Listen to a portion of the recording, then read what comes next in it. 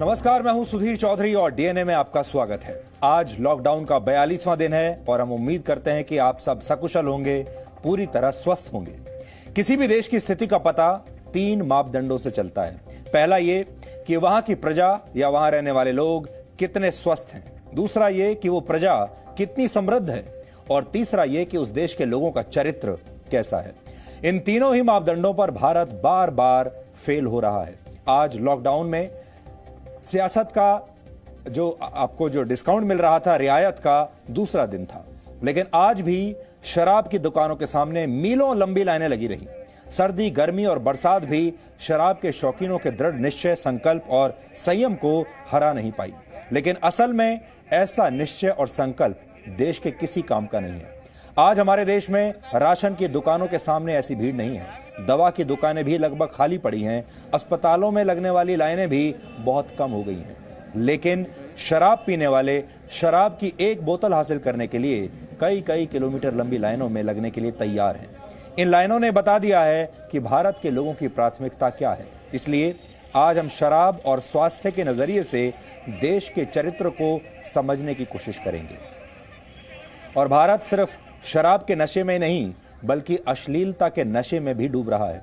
आज इसी आधार पर हम आपको बताएंगे कि भारत की युवा पीढ़ी आखिर किस दिशा में जा रही है। पिछले 24 घंटे से पूरे देश में इंस्टाग्राम पर मौजूद 2 ग्रुप्स की चर्चा हो रही है और इन 2 ग्रुप्स में जो लोग ग्रुप मेंबर्स हैं वो हैं स्कूली छात्र। एक ग्रुप का नाम है बॉयज लॉकर रूम और दूसरे ग्रुप का नाम है गर्ल्स लॉकर रूम। इन ग्रुप्स के बारे में शायद आपने भी अब तक सुन लिया होगा, पढ़ लिया होगा। इन ग्रुप्स में स्कूल जाने वाले बच्चे शामिल हैं और ये बच्चे इस चैट ग्रुप पर अपने ही क्लासमेट्स के बारे में ऐसी अश्लील बातें कर रहे हैं जिनके बारे में जानकर आज देश के करोड़ों माँ बाप का दिल टूट जाएगा। इन बातों में लड़कियों पर अभद्र टिप्पणियों से लेकर रेप की धमकियां तक शामिल हैं। दूसरी तरफ देश में करोड़ों बच्चे आज भी ऐसे हैं जिनके पास ना तो लैपटॉप है, ना कंप्यूटर है, ना ही इंटरनेट का कनेक्शन है। ये बच्चे चाहकर भी लॉकडाउन के समय ऑनलाइन पढ़ाई नहीं कर सकते, ऑनलाइन क्लासेस अटेंड नहीं कर सकते। ये विरोधाभास देखकर आज आपको भी देश की मौजूदा युवा पीढ़ी का भविष्य समझ में आ जाएगा। एक तरफ वो लोग हैं, वो बच्चे जिनके पास कोई सुविधा नहीं है, दूसरी तरफ वो बच्चे हैं, शहरों के बच्चे जिनके पास स्मार्टफोन भी है, जिनके पास इंटरनेट भी है, लेकिन वो गलत दिशा में उसका इस्तेमाल कर रहे हैं। और आखिर में हम उनकी बात करेंगे जो देशभक्ति का नशा करते हैं। देश में इतनी सारी खामियों के बावजूद हमारे वीर सैनिक अपनी कुर्बानी देते हैं और इस देश की पीढ़ियों को बचाने के लिए दुश्मनों की गोलियां खाते हैं। आज हम आपको हंदवाड़ा में शहीद हुए कर्नल आशुतोष शर्मा और मेजर अनुज सूद की शोक सभा में लेकर चलेंगे। इन शहीदों के परिवार आज आपको बताएंगे कि देश के काम आने वाला असली दृढ़ निश्चय, संकल्प और संयम क्या होता है। लेकिन सबसे पहले आज की तमाम बड़ी खबरें नॉनस्टॉप न्यूज में। कांग्रेस सांसद राहुल गांधी ने जम्मू कश्मीर की विवादित तस्वीरें दिखाने वाले 3 फोटोग्राफर्स को पुलित्जर पुरस्कार मिलने पर बधाई दी है। इन तीनों फोटोग्राफर्स ने जम्मू कश्मीर से अनुच्छेद 370 हटने के बाद जम्मू कश्मीर की गलत तस्वीर पेश की थी। राहुल गांधी ने डार यासिन, मुख्तार खान और चन्नी आनंद को बधाई देते हुए ट्वीट किया है कि जम्मू कश्मीर में जिंदगी से जुड़ी ताकतवर तस्वीरों के लिए फोटो जर्नलिस्ट डार यासीन, मुख्तार खान और चन्नी आनंद को पुलित्जर पुरस्कार जीतने के लिए बधाई। हमें आप लोगों पर गर्व है। बीजेपी ने राहुल गांधी के फोटोग्राफर्स को बधाई देने पर सवाल उठाते हुए कहा है कि ये वो पुलित्जर पुरस्कार है जो कहता है कि कश्मीर भारत का अभिन्न अंग नहीं है। बड़ा आश्चर्य का विषय है कि इन जर्नलिस्ट को जो कि पुलित्जर अवार्ड प्राप्त किए हैं, उन्हें राहुल गांधी जी बधाई देते हैं। आज ये बड़ा आवश्यक है कि कांग्रेस पार्टी के वर्तमान अध्यक्षा सोनिया गांधी जी एक प्रेस कॉन्फ्रेंस के माध्यम से राष्ट्र के सामने ये स्पष्टता रखें कि कांग्रेस पार्टी और कश्मीर इस विषय को लेकर वो क्या कहती है। नेशनल कॉन्फ्रेंस नेता उमर अब्दुल्ला और पीडीपी के अध्यक्ष महबूबा मुफ्ती ने भी तीनों फोटोग्राफर्स को पुलित्जर पुरस्कार से सम्मानित किए जाने पर बधाई दी है। इन फोटोग्राफर्स को फीचर फोटोग्राफी कैटेगरी में सम्मानित किया गया है। ये एक अमेरिकन पुरस्कार है जो पत्रकारिता की 15 कैटेगरी में दिया जाता है। इसके अलावा किताबों, नाटक और संगीत की 7 कैटेगरी में भी ये पुरस्कार दिया जाता है। जम्मू कश्मीर के हंदवाड़ा में शहीद कर्नल आशुतोष शर्मा को आज जयपुर में अंतिम विदाई दी गई। शहीद कर्नल आशुतोष की पत्नी ने मुखाग्नि देने से पहले पति को आखिरी सलामी दी। राजस्थान के मुख्यमंत्री अशोक गहलोत ने भी शहीद को नमन किया। हंदवाड़ा में शहीद मेजर अनुज सूद का पार्थिव शरीर आज हरियाणा के पंचकुला पहुंचा। शहीद की पत्नी के आंसू देखकर मौजूद लोगों की आंखें नम हो गई। सैन्य सम्मान के साथ मेजर सूद का अंतिम संस्कार हुआ। उत्तराखंड के अल्मोड़ा में शहीद लांस नायक दिनेश सिंह को आखिरी सलामी दी गई। अल्मोड़ा के मिरगांव के निवासी शहीद दिनेश सिंह भी हंदवाड़ा के ऑपरेशन में शामिल थे। ऑपरेशन में शामिल सेना के नायक शहीद राजेश कुमार का अंतिम संस्कार सोमवार को पंजाब के संगरूर में हुआ था। हंदवाड़ा के काजियाबाद इलाके में सोमवार को शहीद हुए सीआरपीएफ के 3 जवानों को भी आज श्रीनगर में सलामी दी गई। जम्मू कश्मीर के डोडा में सेना और पुलिस के ज्वाइंट ऑपरेशन में हिजबुल मुजाहिदीन का एक आतंकी गिरफ्तार किया गया। आतंकी का नाम तनवीर अहमद मलिक है। आतंकी तनवीर अहमद डोडा के गुंडाना गांव का रहने वाला है। आतंकी तनवीर के पास से एक चाइनीज पिस्तौल और कारतूस बरामद हुए हैं। हिजबुल कमांडर हारून अब्बास के एनकाउंटर के बाद तनवीर फरार हो गया था।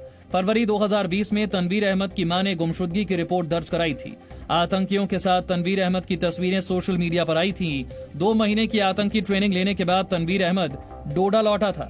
तनवीर अहमद के लौटने की खुफिया जानकारी के बाद सेना ने ऑपरेशन चलाया और तनवीर को पकड़ने में कामयाबी मिली।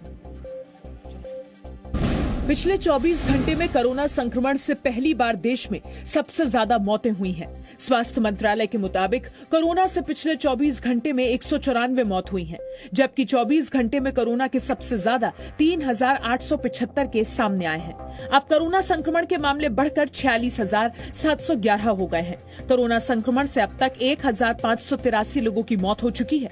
कोरोना के बढ़ते मामलों से कम्युनिटी ट्रांसमिशन की आशंका जताई जा रही है, लेकिन स्वास्थ्य मंत्रालय इससे इनकार कर रहा है। क्या ये बहुत ज्यादा फैल रहा है, कम्युनिटी की तरफ जा रहा है? कुछ स्टेट से जब हमारे को केसेस टाइम पर रिपोर्ट नहीं हुए, डेथ रिपोर्ट नहीं हुई, तो हमने उनको परसुएट किया और उसके तहत ही केसेस रिपोर्ट हुए, जिसके कारण ही सडनली आप डेथ की संख्या में इंक्रीज आज नोट कर रहे हैं। देश में अब कोरोना के केस 12 दिन में दोगुने हो रहे हैं। पहले ये 11 दिन में दोगुने हो रहे थे। मरीजों के ठीक होने की दर भी 27.4% हो गई है। इस बीच गृह मंत्रालय ने साफ कर दिया है कि संक्रमण की चेन को तोड़ना जरूरी है। किसी भी दुकान पर 5 से ज्यादा लोगों को खड़ा नहीं होने दिया जाएगा। आज कोरोना से निपटने के लिए बने ग्रुप ऑफ मिनिस्टर्स की मीटिंग भी हुई, जिसमें कोरोना संक्रमण से निपटने के लिए इंफ्रास्ट्रक्चर बढ़ाने की रणनीति बनाई गई। पश्चिम बंगाल सरकार ने माना है कि कोरोना संक्रमण का डाटा इकट्ठा करने में उससे गलती हुई है। राज्य के मुख्य सचिव राजीव सिन्हा का कहना है कि ऐसा हो सकता है कि कोरोना से जुड़े कुछ मामले दर्ज नहीं हो पा रहे हों। राजीव सिन्हा ने कहा कि हम प्राइवेट लेबोरेटरीज और अस्पतालों, इसी के साथ सरकारी लेबोरेटरीज और अस्पतालों से आंकड़े ले रहे हैं। मैं ये नहीं समझ पा रहा हूं कि इन आंकड़ों में इतना अंतर क्यों है। हमने पाया कि सबसे बड़ी मुश्किल मामलों की रिपोर्टिंग को लेकर है। हमने इस बात पर भी गौर किया है कि कई आंकड़े रजिस्टर्ड नहीं किए गए हैं। ये जानबूझकर नहीं किया गया। ममता सरकार ने 3 दिन बाद कोरोना से जुड़े आंकड़े जारी किए थे। केंद्रीय स्वास्थ्य मंत्रालय के मुताबिक पश्चिम बंगाल में अब तक कोरोना संक्रमण के 1,259 मामले हैं, जबकि संक्रमण से 133 लोगों की मौत हुई है। दिल्ली में केजरीवाल सरकार ने आज से शराब पर 70% अतिरिक्त टैक्स वसूलना शुरू कर दिया है। इसके बावजूद दिल्ली में शराब की दुकानों पर भीड़ कम नहीं हुई है। कई जगहों पर शराब की दुकानों पर धक्का मुक्की हुई और पुलिस को बल प्रयोग करना पड़ा। लॉकडाउन 3 के दूसरे दिन दिल्ली में शराब 70% महंगी हो गई है। आंध्र प्रदेश में शराब के दामों में 75% की बढ़ोतरी कर दी गई है। छत्तीसगढ़ में शराब की होम डिलीवरी शुरू कर दी गई है। सूत्रों के मुताबिक यूपी में भी शराब महंगी हो सकती है। पंजाब में भी शराब की होम डिलीवरी शुरू कर दी गई है।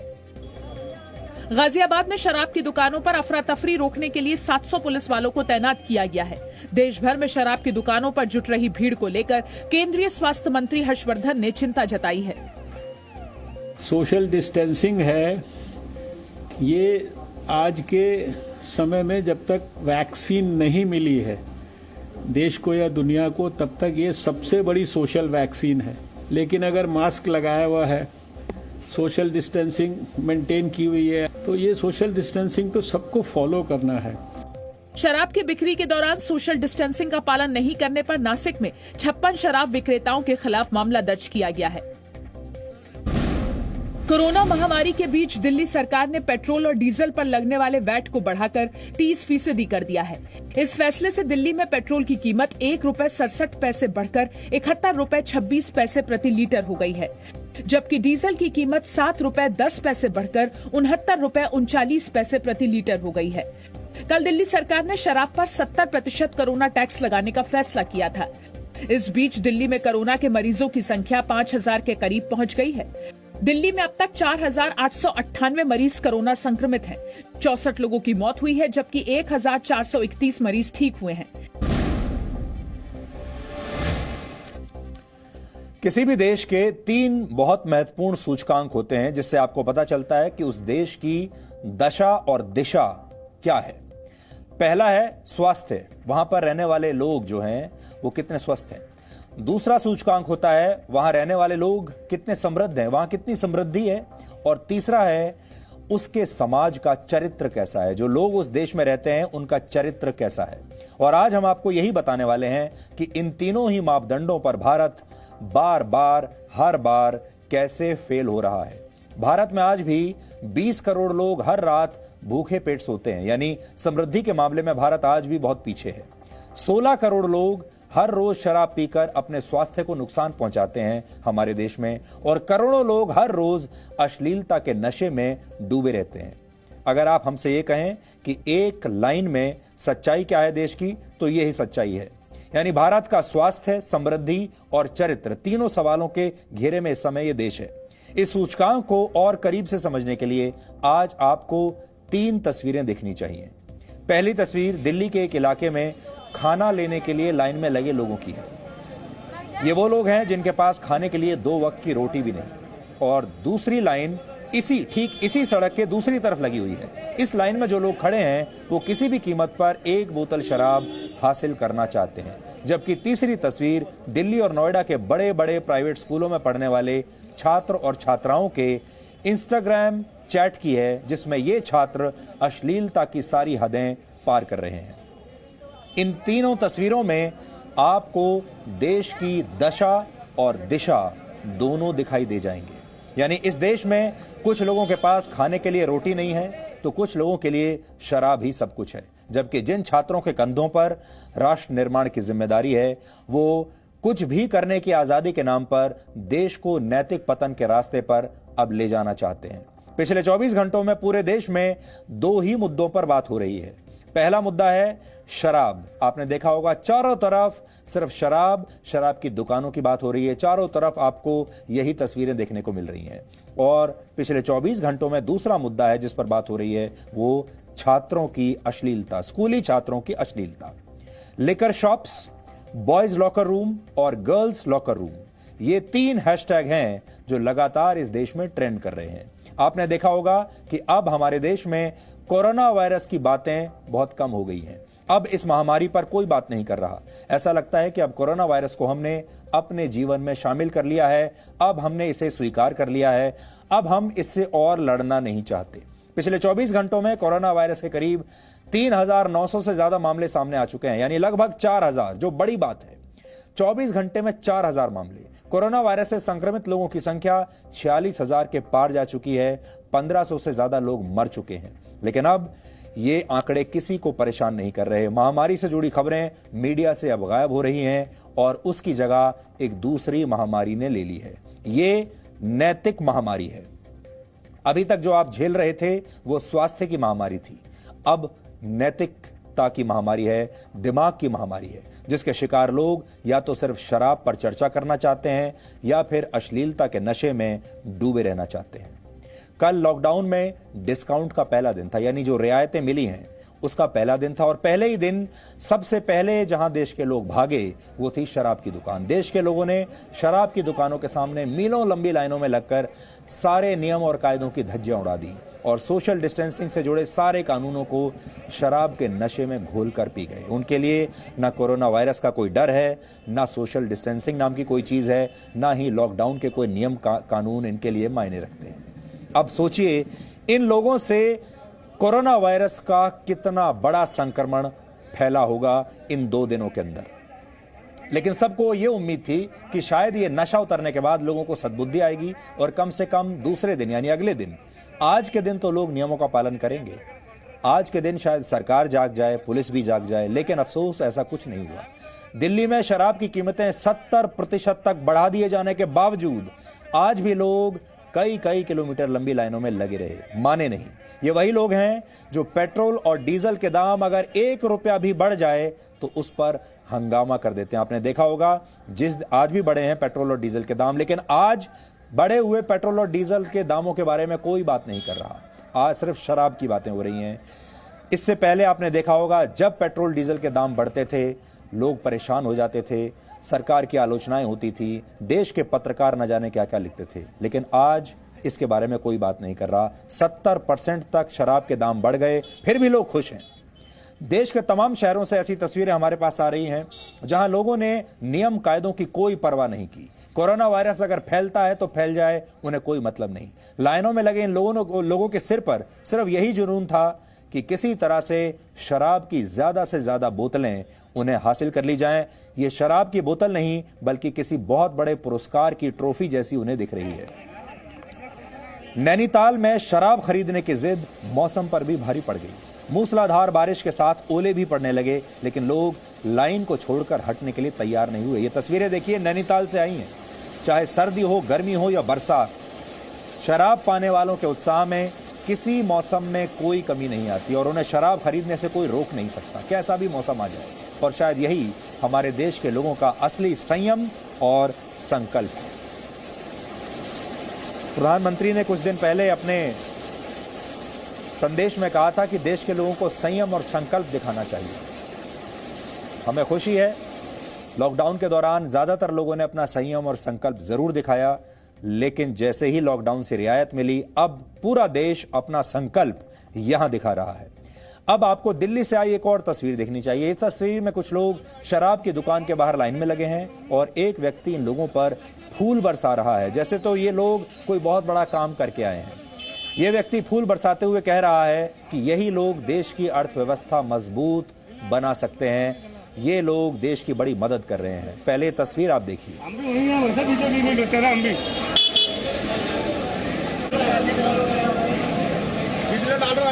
ये आप लोग हमारे देश की इकोनॉमी हो।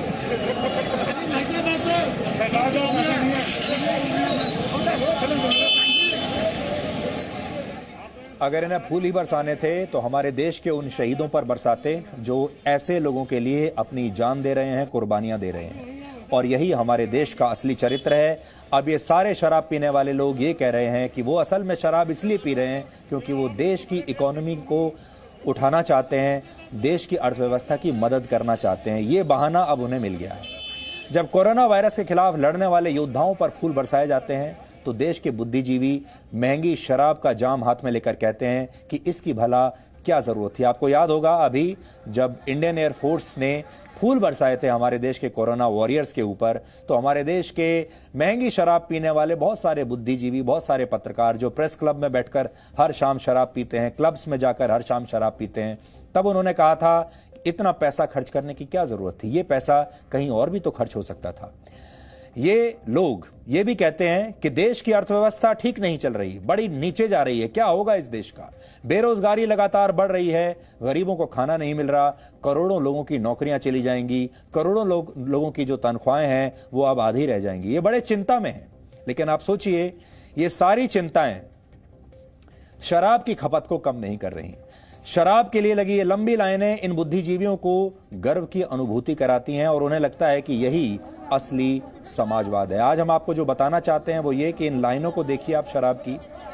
आपने देखा होगा बहुत सारे लोग पिछले 2 महीनों से ये कह रहे हैं कि अब नौकरियां जाने वाली हैं, तनख्वाहें आधी रह जाएंगी, इस देश में बेरोजगारी बहुत बढ़ जाएगी, अर्थव्यवस्था डूब जाएगी। ऐसे में लोगों को क्या करना चाहिए? ऐसे में लोगों को अपने घर की जो अर्थव्यवस्था है उसे संभाल कर रखना चाहिए। ऐसे में लोगों को बचत करनी चाहिए, अपने बारे में, अपने परिवार के बारे में सोचना चाहिए, अपनी जो इन्वेस्टमेंट है उनकी, जहां जहां उन्होंने अपना पैसा लगा कर रखा है, अगर लगाया है उसके बारे में सोचना चाहिए। लेकिन हमारे देश के लोगों को इससे कोई मतलब नहीं। आज भी वो सारे लोग जो आपसे मिलकर शिकायत करते हैं कि उनकी नौकरी जाने वाली है, उनके धंधे बंद हो गए हैं, उनके घर में पैसा नहीं आ रहा है, लेकिन शराब सबको चाहिए, ये एक बहुत बड़ा विरोधाभास है।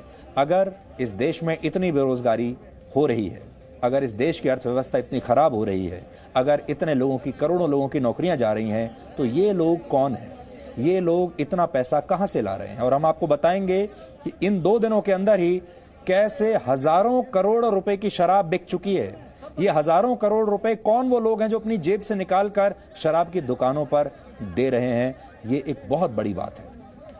और हमारे देश के जो बुद्धिजीवी हैं उन्हें भी बड़ा मजा आता है। वो प्रेस क्लब में बैठते हैं, महंगे क्लब्स में बैठते हैं, महंगी शराब पीते हैं और शराब पीते हुए वो देश की गरीबी पर चर्चा करते हैं, देश की अर्थव्यवस्था पर चर्चा करते हैं, गरीब लोगों की समस्याओं पर चर्चा करते हैं, शराब पीते हुए, महंगी ड्रिंक्स के साथ, क्योंकि यही फैशन है, यही उनका शौक है। बड़ी बड़ी पार्टियों में लोग जाते हैं, एक ही रात में हजारों रुपए का खाना खा लेते हैं, एक ही रात में हजारों रुपए की शराब पी जाते हैं और फिर देश में बढ़ती बेरोजगारी पर चर्चा करते हैं, गरीबी पर चर्चा करते हैं।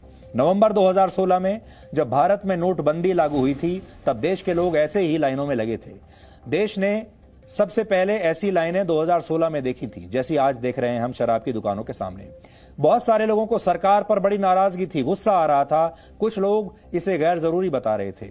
एटीएम के सामने लाइन लगी हुई थी पूरे देश में।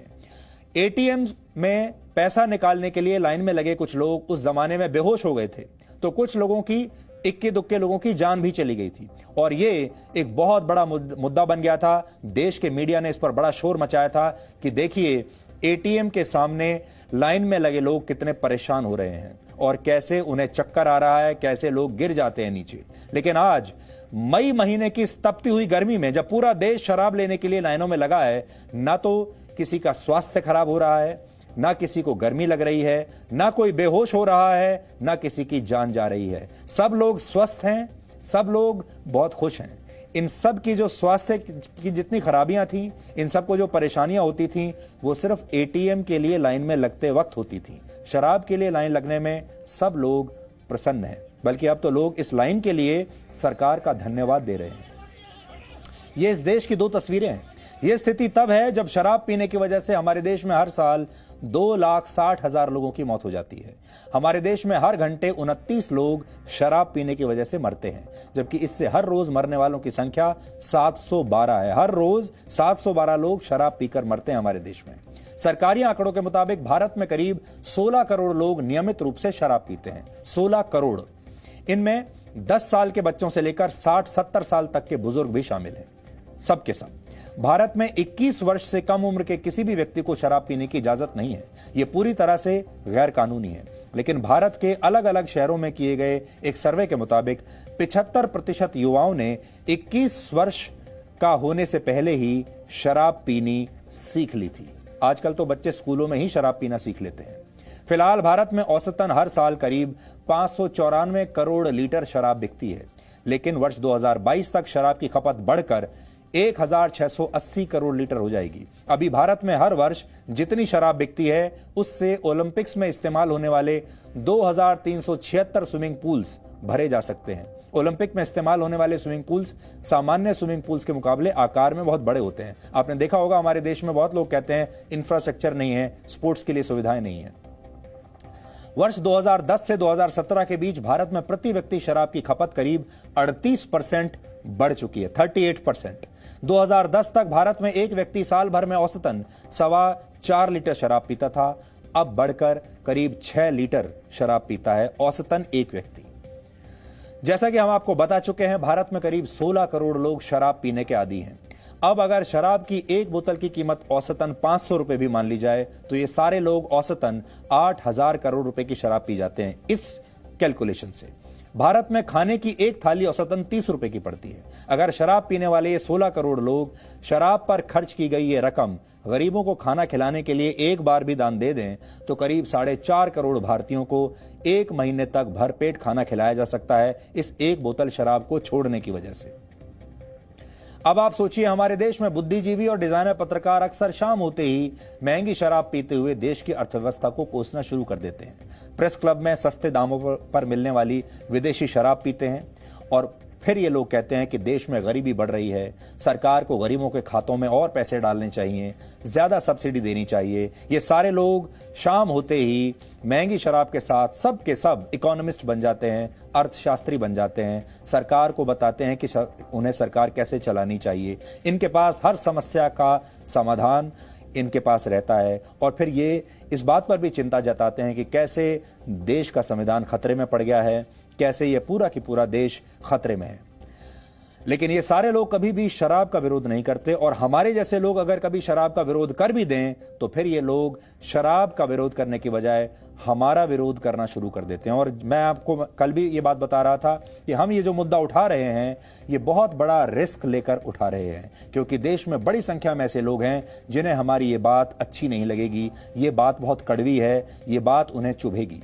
लेकिन फिर भी ये बात उन्हें जरूर चुभेगी, लेकिन ये देश के हित में है, इसलिए ये बात आपसे कर रहे हैं। हम ये बिल्कुल नहीं कह रहे आप अपनी मर्जी के मुताबिक जीवन ना जिएं। अगर आपको शराब पीना पसंद है, कोई खाना खाना पसंद है, आप वो करने के लिए पूरी तरह स्वतंत्र हैं, आपको ऐसा करना भी चाहिए।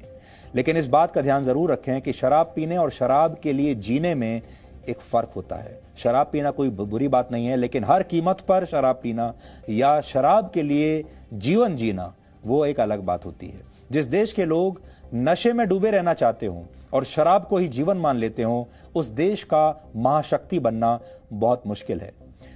आपको याद होगा कुछ दिन पहले जब मशहूर सिंगर कनिका कपूर की वजह से कोरोना वायरस फैलने की आशंका जताई गई थी, तब लोगों ने उन्हें कितना कोसा था इनको और कहा था कि एक फिल्म स्टार की वजह से, एक सिंगर की वजह से, एक सेलिब्रिटी की वजह से कितने लोगों का जीवन खतरे में पड़ गया। कनिका कपूर को दिन रात मीडिया ने भी कोसा था और कई दिनों तक सिर्फ कनिका कपूर के बारे में ही आपको बताया गया था। उसके बाद जब तबलीगी जमात के लोगों की वजह से पूरे देश में कोरोना वायरस फैल गया तो लोगों ने उनकी भी बहुत निंदा की और तबलीगी का बड़ा विरोध किया, उन्हें विलेन बना दिया। यह विरोध किया भी जाना चाहिए था, बिल्कुल सही था। लेकिन आज जो लोग शराब की खातिर सोशल डिस्टेंसिंग के नियमों की धज्जियां उड़ा रहे हैं, उन्हें आप क्या कहेंगे? तबलीग की जमात को तो आपने न जाने क्या क्या कह दिया, इन लोगों को आप क्या कहेंगे? अगर शराब की दुकानों के सामने लगी इस भीड़ की वजह से संक्रमण फैलता है, कोरोना वायरस अगर फैल जाता है, तो इन लोगों को आप क्या कहेंगे? फिलहाल कोई इस मुद्दे पर कुछ नहीं कह रहा, बल्कि सब 40 दिनों के बाद मिली इस आजादी के नशे में डूब जाना चाहते हैं। और हम आज आपको यह बताना चाहते हैं कि जो कुछ पिछले 2 दिनों में इस देश ने देखा है, उसने आपकी 40 दिन की जो कुर्बानी है, 42 दिन की, आप लोग बहुत शराफत से पूरे संकल्प के साथ अपने घरों में रहे, आप बाहर नहीं निकले। आपके ऊपर अपने परिवार की जिम्मेदारी थी और इस समाज की भी जिम्मेदारी थी। आपने प्रधानमंत्री की हर बात मानी और पूरी कुर्बानी दी। लेकिन आप सब ने जब ये तस्वीरें देखी होंगी तो क्या एक बार भी आपको ये नहीं लगा कि आपकी कुर्बानी बेकार जा रही है? एक बार भी अगर आपको ये नहीं लगा कि इस देश में 2 लोगों के लिए अलग अलग कानून कैसे हो सकते हैं? आप अपने घर से बाहर झांक भी नहीं सकते और कुछ लोग अपने घर के बाहर जाकर ये सब कर सकते हैं। अब आप हैरान मत होइएगा अगर अगले 10-15 दिनों में आपको कोरोना वायरस के लाखों और केस ऐसे ही सामने मिल जाएं। अगर आप शराब नहीं पीते तो आपके मन में यह सवाल जरूर आ रहा होगा कि सरकारों ने शराब की दुकानें आखिर खोली क्यों? इसके पीछे भी एक वजह है। इसका जवाब आंकड़ों में छुपा हुआ है। 2018 में भारत में शराब की बिक्री से सरकारों को करीब 3,10,000 करोड़ रुपए की कमाई हुई थी। 3,10,000 करोड़ कम नहीं होते। भारत के 29 राज्यों और 2 केंद्र शासित प्रदेश हर महीने शराब की बिक्री से औसतन 15,000 करोड़ रुपए कमाते हैं। इनमें सबसे आगे उत्तर प्रदेश है, जहां वर्ष 2019-20 में सरकार ने सिर्फ शराब की बिक्री से ही 31,000 करोड़ रुपए कमाए। दूसरे नंबर पर कर्नाटक है, जहां इसी दौरान हुई शराब की बिक्री से सरकार ने 20,950 करोड़ रुपए कमाए।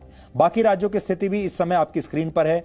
हर राज्य शराब से होने वाली कमाई को छोड़ना नहीं चाहता, क्योंकि शराब में बहुत पैसा है। चाहे उद्योगपति हों, शराब की लॉबी में काम करने वाले लोग हों या राज्य सरकारें हों, कोई भी इस पैसे को जाने नहीं देना चाहता। इसीलिए आपको एक बात भी समझनी होगी कि शराब की जो लॉबी है, ये बहुत मजबूत लॉबी है, ये बहुत बड़ी लॉबी है। और शराब के खिलाफ आवाज उठाना इस देश में, शराब की लॉबी के खिलाफ आवाज उठाना बहुत खतरनाक बात है। ये खतरा हम उठा रहे हैं, वरना शराब के बारे में आपने देखा होगा अभी तक शराब की लॉबी का इतना रसूख है कि उसने पूरे के पूरे सिस्टम को अपनी जेब में डालकर रखा हुआ है। लॉकडाउन में रियायत के पहले दिन शुरुआती 9 घंटों में ही उत्तर प्रदेश में 100 करोड़ रुपए की शराब बिक गई थी। अब सोचिए, एक तरफ आप कह रहे हैं कि इस देश में तो लोगों के पास पैसा ही नहीं है, अर्थव्यवस्था डूब रही है, बेरोजगारी बढ़ रही है, लोगों के पास नौकरी नहीं है, खाने पीने के लिए नहीं है, लेकिन अकेले उत्तर प्रदेश में ही 100 करोड़ रुपए की शराब बिक गई 9 घंटे में। कहां से आ रहा है पैसा? हैरानी की बात यह है कि उत्तर प्रदेश में सामान्य दिनों में हर रोज 70 से 80 करोड़ रुपए की शराब ही बिकती है, लेकिन कल ज्यादा बिकी। कल कर्नाटक में 3,09,000 लीटर शराब बेची गई, जिसकी कीमत करीब 45 करोड़ रुपए थी, जबकि कर्नाटक में आज के दिन दूसरे दिन 197 करोड़ रुपए की शराब बिकी है, यानी कल के मुकाबले करीब 4 गुना ज्यादा। लगभग 200 करोड़ रुपए की शराब कर्नाटक में बिक गई आज एक दिन में। राजस्थान में करीब 59 करोड़ रुपए की शराब बेची गई। महाराष्ट्र में कई जिलों में शराब की बिक्री पर पाबंदी के बावजूद 5 से 6 लाख लीटर शराब बिकी। पश्चिम बंगाल में कल एक दिन में करीब 40 करोड़ रुपए की शराब बेची गई है। यानी ये आंकड़े देखकर ऐसा लगता है कि हमारे देश में पैसे की कोई समस्या नहीं है, अर्थव्यवस्था बिल्कुल ठीक है, बेरोजगारी की भी कोई समस्या नहीं दिखती। यानी एक तरह से शराब पीने वाले नशे की आदत से मजबूर हैं, तो राज्य सरकारें कमाई के साधनों में आई कमी की वजह से शराब की दुकानें खोलने पर मजबूर हैं, क्योंकि राज्य सरकारों के पास अब पैसा नहीं बचा। कोरोना वायरस की वजह से उनके पैसे पर बहुत बुरा असर हुआ है और अब उन्हें किसी भी कीमत पर पैसा चाहिए। लेकिन ये मजबूरी कहीं कोरोना वायरस के खिलाफ इस लड़ाई में देश की हार की बहुत बड़ी वजह न बन जाए, इसका हमें डर है। हैरानी की बात यह है कि जो पुलिस पूरे देश में लॉकडाउन का पालन करवा रही थी, आज उसी पुलिस को शराब पीने वालों से अनुशासन का पालन करवाना पड़ रहा है। यानी जो पुलिस कभी लोगों को शराब न पीने की सलाह देती थी, वो पुलिस आज ये सुनिश्चित करने पर मजबूर है कि लोगों को बिना लड़ाई झगड़े के किसी तरह शराब मिल जाए। यहां हम आपसे एक बात कहना चाहते हैं कि आप इसे हमारा सुझाव भी मान सकते हैं। हमारा मानना है कि ये शराब की दुकानें या तो लॉकडाउन के दौरान बंद ही नहीं करनी चाहिए थी, ये हमारा मानना है, या फिर इन्हें दोबारा अभी खोलना ही नहीं चाहिए था। ये अचानक पहले बंद कर दिया और उसके बाद अचानक जब खोला, इसलिए ये हालत हुई। शराब की दुकानों पर लगी ये भीड़ कोरोना वायरस के खिलाफ भारत की लड़ाई को कमजोर करती है। भारत में कोरोना वायरस पिछले कुछ दिनों में कितनी तेजी से फैला है, ये आज हम आपको बताना चाहते हैं। शायद इन आंकड़ों को देखकर आप डर जाएंगे। भारत में संक्रमण का पहला मामला 30 जनवरी को आया था और कोरोना वायरस के मामलों को पहले 10,000 के आंकड़े तक पहुंचने में 75 दिन का वक्त लगा था। पहले 10,000 75 दिनों में, इसके बाद अगले 10,000 8 दिनों में, उसके बाद 20,000 से 30,000 का आंकड़ा यानी अगले 10,000 सिर्फ 7 दिनों में आ गए, और फिर 30 से 40,000 का आंकड़ा यानी अगले 10,000 सिर्फ 4 दिनों का वक्त लगा अगले 10,000 केसेस आने में। यानी अब 4 दिन में भारत में 10,000 केसेस नए आ गए थे, और जो कुछ अभी हो रहा है देश में, अब इसकी रफ्तार और बढ़ जाएगी। हम आपको कोरोना संक्रमण पर देश का अपडेट भी आज बता देते हैं। पिछले 24 घंटों में 3,875 नए मामले आए हैं। कल की तुलना में देश में 24 घंटों में मिले मामलों में तेजी आई है। कल संक्रमण के 2,573 मामले सामने आए थे। देश में अब कोरोना संक्रमित मरीजों की कुल संख्या 46,700 से ज्यादा हो चुकी है। ये इस समय देश की सिचुएशन है। अब तक 1,583 लोगों की मौत हो चुकी है और पिछले 24 घंटे में 194 लोग मर चुके हैं कोरोना वायरस से।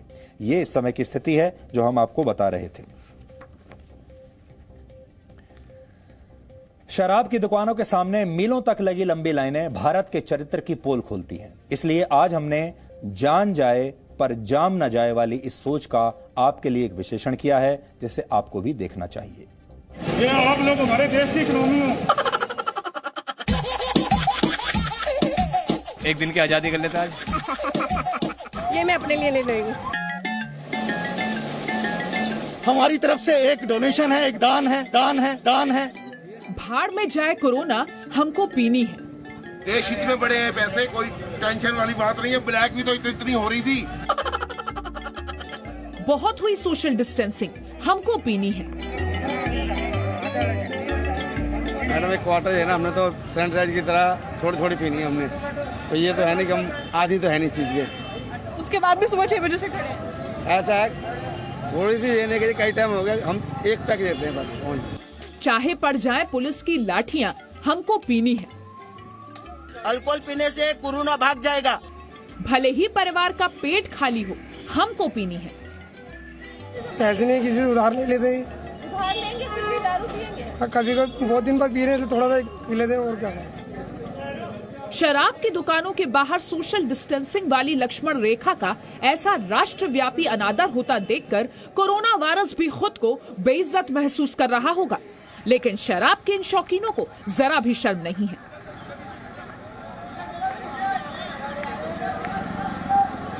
क्या करें मैडम, मरना जीना तो है ही है, क्या करें आप। कैसे पैसे इकट्ठे किए आपने ये लेने के लिए? रिक्शा चला के। रिक्शा चला के? आपने राशन नहीं लिया? आपने राशन है अपने पास, ले लेते हैं, राशन गवर्नमेंट ने दिया हम। अच्छा, राशन सरकार से लेते हैं फ्री में और शराब खरीदते हैं। और ये शराब लेके आज पीना तो पड़ेगा, जीना है तो क्या करें। अल्कोहल पीने से कोरोना भाग जाएगा। अल्कोहल पीने से गोवा में देखो, आज गोवा में एक भी केस नहीं आया है सामने। अल्कोहल पीने से कोरोना भाग जाता है। हम तो कहते हैं 100 बढ़ते, कम से कम हमारे जो गरीब भाई कोरोना के मरीज हैं, कम से कम इन पैसों से अगर गवर्नमेंट ईमानदारी से उनका इलाज करे तो हम बहुत खुश होंगे। आप सब्जी मंडी में जाके देखो, वहाँ पे क्या सोशल डिस्टेंसिंग हो रही है। बंद करा दिया सब्जी मंडी, आपने नहीं कह रहे ना, सब्जी मंडी चल रही है ना। कोई दिक्कत नहीं सर, कोई दिक्कत नहीं। पैसे भी तो ब्लैक में ले रहे, तो भी हरियाणा के ले रहे थे, दिल्ली गवर्नमेंट के लेंगे ना। 1000 का माल 1700 लेंगे 17 के 2000 में भी लेंगे। शौक है, शौक की कोई कीमत नहीं होती है। हर कोई एंजॉयमेंट के लिए पीता है, वीक में कोई एक बार पीता है, 2 बार पीता है।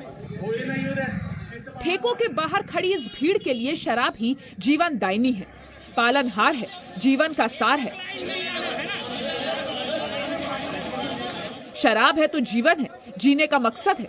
ठेके क्या खुले, मानो भारत के चरित्र की पोल ही खुल गई। इस तरह की दुकान खोलने का जो फैसला हुआ, उसके दूरगामी परिणाम किस तरह के होने वाले हैं, और ये तो जद्दोजहद इतने दिनों से चल रही है लॉकडाउन की, उसको जीरो पर आने में कितना टाइम लगेगा, आप खुद ही इसका अंदाजा लगा लीजिए। मैं जो खरीदने के लिए खड़े हैं, इसको बचा लेते तो कुछ दिन और का राशन आ जाता। ऐसा हर एक कोई सोचने लगेगा तो क्या होगा। तो आप ये भी तो जो है राजस्व में ही जा रहा है। कितने की शराब खरीदने हैं? 150 का। हाँ जी, 150 रुपये अगर बचा लें आज, हाँ जी, तो 150 में कुछ किलो आटा, कुछ किलो चावल और कुछ किलो दाल तो आ जाएगा घर में। हाँ बिल्कुल आ जाएगा। आप जो ये खरीदने आए हैं, हाँ जी, इससे घर में कितने लोगों का पेट भरेगा? इससे तो अपने प्रॉब्लम भी तो गैस की प्रॉब्लम है, क्या करेंगे, नहीं लेंगे तो अपने भी तो नहीं चलेगा। इससे गैस की प्रॉब्लम ठीक हो? हाँ जी सर, 40 दिन का लॉकडाउन घर में लिया, तो थोड़ा सा एक दिन की आज़ादी कर लेते हैं आज। और फिर एक दिन की आज़ादी के बाद आगे क्या होगा? नहीं, आगे नहीं होगा, आगे अपना घर बैठेंगे। माहौल एकदम उत्सव वाला है, जैसे कोई महासेल लगी हो। पहले आओ पहले पाओ वाली तर्ज पर खाने के पैसे भले ही जेब में ना हो, लेकिन शराब के लिए पैसों की कोई कमी नहीं है। जितने चाहे ले लो, बस शराब दे दो। इसे शराब के शौकीनों की दुआओं का ही फल मानिए, जो सरकारों ने शराब को जरूरी चीजों की लिस्ट में डाल दिया। शराब के ठेके सच मायनों में मदिरालय हो गए। ठेकों के मालिकों के लिए ग्राहक भगवान हो गए।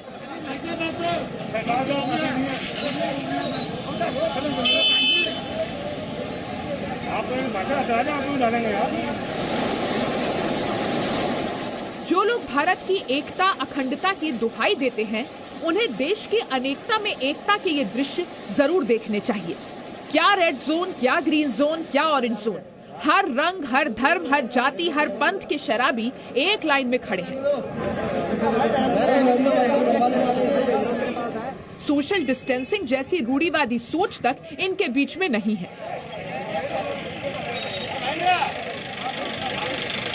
सब एक बड़े और सामूहिक उद्देश्य को पूरा करने के लिए एक साथ खड़े हैं। कोरोना से संघर्ष के वक्त पर शराब का हर शौकीन देश के प्रति अपने कर्तव्य का पालन करना चाहता है, मानो शराब पीना ही देशभक्ति दिखाने का एकमात्र तरीका बचा हो। महंगी हो गई अब तो शराब, उसके बाद भी आप लोग लाइन में खड़े हैं। पीना थोड़ी, बस एक क्वार्टर ले लेता हूँ, पी लूंगा आज भर। क्यों?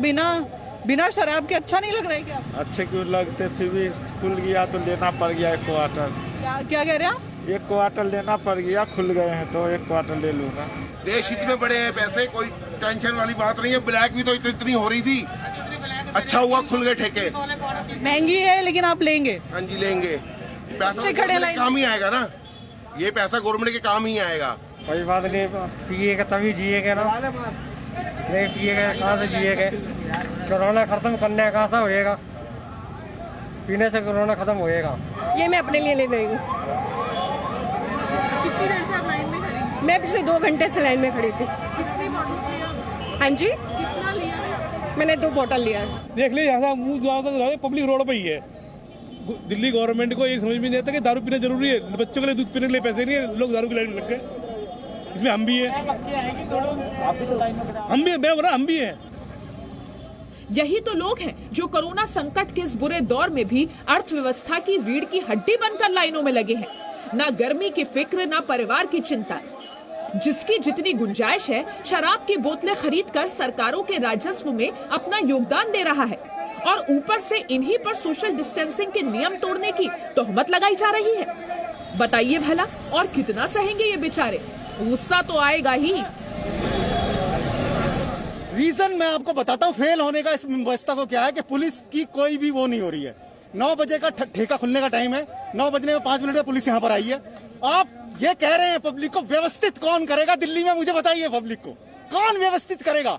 कौन उन्हें समझाएगा? कौन उन्हें बताएगा कि किस तरह से खड़ा होना है? क्या ये पुलिस की ड्यूटी नहीं है? क्या ये ठेके वालों की ड्यूटी नहीं है? आप दूसरे के ऊपर दोषारोपण कर रहे हैं। पब्लिक पागल हो रही है। पब्लिक को बताएगा कौन? पब्लिक को समझाएगा कौन? मुझे बताइए। 70% टैक्स बढ़ने का किसी को कोई गम नहीं है। ये एक देश के लिए हमारी तरफ से एक डोनेशन है, एक दान है और एक बहुत बड़ी इस समस्या के दौर पर हमारा साथ है। लेकिन व्यवस्था को सर मैं ये फिर पूछना चाहता हूँ आपके चैनल के माध्यम से, आप दोषारोपित कर रहे हैं लेकिन व्यवस्था को बनाएगा कौन? वाकई सरकारों ने कुछ सोच समझकर ही शराब की दुकानें खोलने का फैसला लिया होगा। सरकारों को तो पता ही होगा कि जब शराब की दुकानें खुलेंगी तो शराब के शौकीन अपनी देशभक्ति दिखाने का ये सुनहरा मौका कभी नहीं चूकेंगे। अब इस चूक का कोरोना महामारी पर क्या असर होता है, इसका ठेका सरकार उठाए। शराब के शौकीन तो देश हित में जो कर सकते हैं कर रहे हैं। ब्यूरो रिपोर्ट, जी मीडिया। आपको जानकर बहुत हैरानी होगी कि आजादी से पहले भारत के कई रियासतों में शराब की बिक्री पूरी तरह से प्रतिबंधित थी। आज के असम, मध्य प्रदेश, उड़ीसा, तमिलनाडु, महाराष्ट्र, गुजरात, कर्नाटक और केरल जैसे राज्यों में 1937 से शराब की बिक्री पर पाबंदी लगा दी गई थी। वर्ष 1954 तक भी भारत के 1/4 राज्यों में शराब की बिक्री नहीं होती थी। तत्कालीन भारत सरकार चाहती थी कि वर्ष 1958 तक पूरे भारत में शराब की बिक्री बंद हो जाए, लेकिन गुजरात समेत कुछ राज्यों को छोड़कर कोई राज्य इसके लिए तैयार नहीं हुआ, क्योंकि हमारे देश में शराब बेचने और शराब पीने वालों की जो लॉबी है वो बहुत मजबूत है। भारत की राजनीति पर शराब माफिया का प्रभाव ठीक वैसा ही रहा है जैसा अमेरिका की राजनीति पर हथियार बनाने वाली बड़ी बड़ी कंपनियों का प्रभाव है। अमेरिका की ये कंपनियां चाहती हैं कि अमेरिका हमेशा युद्ध में ही डूबा रहे ताकि उनके हथियार बिकते रहें। ठीक वैसे ही भारत की जो शराब लॉबी है, भारत का जो शराब माफिया है, वो भी ये चाहता है कि देश ऐसे ही नशे में डूबा रहे। और भारत में अभी सिर्फ गुजरात, बिहार, नागालैंड और मिजोरम जैसे कुछ गिने चुने राज्यों में शराब पर प्रतिबंध है और इसीलिए आपने देश भर से शराब की दुकानों के सामने लंबी लंबी लाइनों की तस्वीरें देखी होंगी, लेकिन आपको इन राज्यों से ऐसी कोई तस्वीर नहीं देखने को मिली होगी। और एक बात आपसे हम और कहना चाहते हैं, जब से हमने शराब की बिक्री पर बात करनी शुरू की है, कल से लेकर अब तक, तब से बहुत सारे लोग तरह तरह के तर्क दे रहे हैं। कोई इसे नैतिकता से जोड़कर देख रहा है तो कोई इसे अर्थव्यवस्था से जोड़ रहा है, लेकिन हम इनमें से किसी के भी विरोध या समर्थन में नहीं है। हम इसे नैतिकता से नहीं जोड़ना चाहते। हमारा ये कहना बिल्कुल भी नहीं है यहाँ पर कि जितने लोग शराब की लाइनों में लगे हुए हैं वो उनका नैतिक पतन हो चुका है या वो अच्छे लोग नहीं हैं या वो अच्छे नागरिक नहीं हैं। हम सिर्फ इतना कहना चाहते हैं कि देश के इस संकट काल में आपकी जो प्रायोरिटीज हैं वो अलग होनी चाहिए थी। इस समय आपको और बहुत सारी ऐसी चीजें हैं जहां पर आपको ध्यान देना चाहिए था। शराब पर आपको तब ध्यान देना चाहिए था जब आपकी बाकी सब चीजें जीवन में ठीक चल रही हों। हमारा मानना सिर्फ इतना है कि जान से बड़ा जाम नहीं हो सकता। अगर आपको एक चुनना है, जान चुननी है या जाम चुनना है, तो आप जान छोड़कर जाम नहीं चुन सकते। लेकिन यहां हो यह रहा है कि लोग जान छोड़कर जाम को चुन रहे हैं, यानी जान चली जाए लेकिन जाम ना जाए। यह गलत है। हम सिर्फ इसका विरोध कर रहे हैं। बाकी हमें आपसे कोई परेशानी नहीं है। आप लोग जितनी चाहे शराब पीजिए, जितना चाहे आप बाहर निकलिए, और जब शांति काल हो जाएगा, यानी जब ये युद्ध समाप्त हो जाएगा कोरोना वायरस से, तब आपका जो नॉर्मल जीवन है उसे आप जिए, आपको जीना चाहिए, और आप जितनी चाहें शराब जब चाहें तो आप पी सकते हैं। तो बहुत सारे लोगों को अगर कोई गलतफहमी हो रही है हमारे इस टेलीकास्ट से, हमारे इन विचारों से, तो हम ये स्पष्टीकरण उन सारे लोगों के लिए दे रहे हैं। शराब पीजिए, लेकिन इस समय आपको कुछ और करने की जरूरत है। इस समय अपनी जान बचाने के बारे में सोचिए। भारत के लोग सिर्फ शराब के नशे में ही नहीं डूबे रहना चाहते, बल्कि भारत के लोगों पर अश्लीलता का नशा भी हावी है। आपको भी आज लग रहा होगा कि ये बहुत बड़ा लेक्चर हो रहा है, पहले शराब और उसके ऊपर अश्लीलता। लेकिन ये दोनों मुद्दे हमने आज आपके सामने इसलिए उठाए हैं क्योंकि पिछले 24 घंटे से हमारे देश में इन्हीं दो मुद्दों पर चर्चा हो रही है। देश के नामी गिरामी स्कूलों में पढ़ने वाले छात्र छात्राएं भी अब इस नशे में पूरी तरह डूब चुके हैं, और ये देश के करोड़ों माँ बाप के लिए बहुत चिंता का विषय है। इसलिए आप ध्यान से इस खबर को देखिएगा। आजकल पूरे भारत में लॉकडाउन लागू है और देश भर के स्कूल कॉलेज बंद हैं। सबको लग रहा है कि जो छात्र घर पर हैं वो पूरी ईमानदारी से पढ़ाई कर रहे होंगे, परीक्षाओं की तैयारी कर रहे होंगे, ऑनलाइन क्लासेस अटेंड कर रहे होंगे इंटरनेट के माध्यम से। लेकिन सच ये है कि बहुत सारे छात्र इस समय का और इस टेक्नोलॉजी का दुरुपयोग कर रहे हैं। पिछले 24 घंटे में आपने बॉयज लॉकर रूम और गर्ल्स लॉकर रूम इस तरह के शब्द जरूर सुने होंगे, क्योंकि शराब के अलावा पूरे देश में आज इन्हीं की चर्चा हो रही है। आरोपों के मुताबिक बॉयज लॉकर रूम और गर्ल्स लॉकर रूम इंस्टाग्राम पर बनाए गए दो अलग अलग चैट ग्रुप्स हैं, जिसमें दिल्ली और नोएडा के बड़े बड़े स्कूलों में पढ़ने वाले छात्र और छात्राएं अश्लील बातचीत करते हैं, अश्लील तस्वीरें शेयर करते हैं। Girls locker room chat group के मामले में अभी भी कोई कार्रवाई नहीं हुई है, लेकिन दिल्ली पुलिस ने boys locker room chat group मामले में केस दर्ज कर लिया है और इस ग्रुप के एक नाबालिग एडमिन को पकड़ भी लिया है। इस ग्रुप का जो एडमिन था, जो इस ग्रुप को चला रहा था, वो एक नाबालिग बच्चा था, वो चला रहा था, उसको पुलिस ने पकड़ लिया है और इस एडमिन के पास मौजूद वो मोबाइल फोन भी जब्त कर लिया है जिसके जरिए ये ग्रुप बनाया गया था और ये चल रहा था। Boys locker room chat group में शामिल लड़कों की उम्र 15 से 19 वर्ष के बीच है। सोचिए आप, 15 वर्ष आपको चौंका देगा। ये लड़के लड़कियों के बारे में अश्लील बातें करते थे इस ग्रुप पर, उनकी तस्वीरों पर अभद्र टिप्पणियां करते थे, उनकी अश्लील तस्वीरें शेयर करते थे, यहां तक कि इस ग्रुप पर लड़कियों का गैंग रेप करने की भी बातें की जाती थी।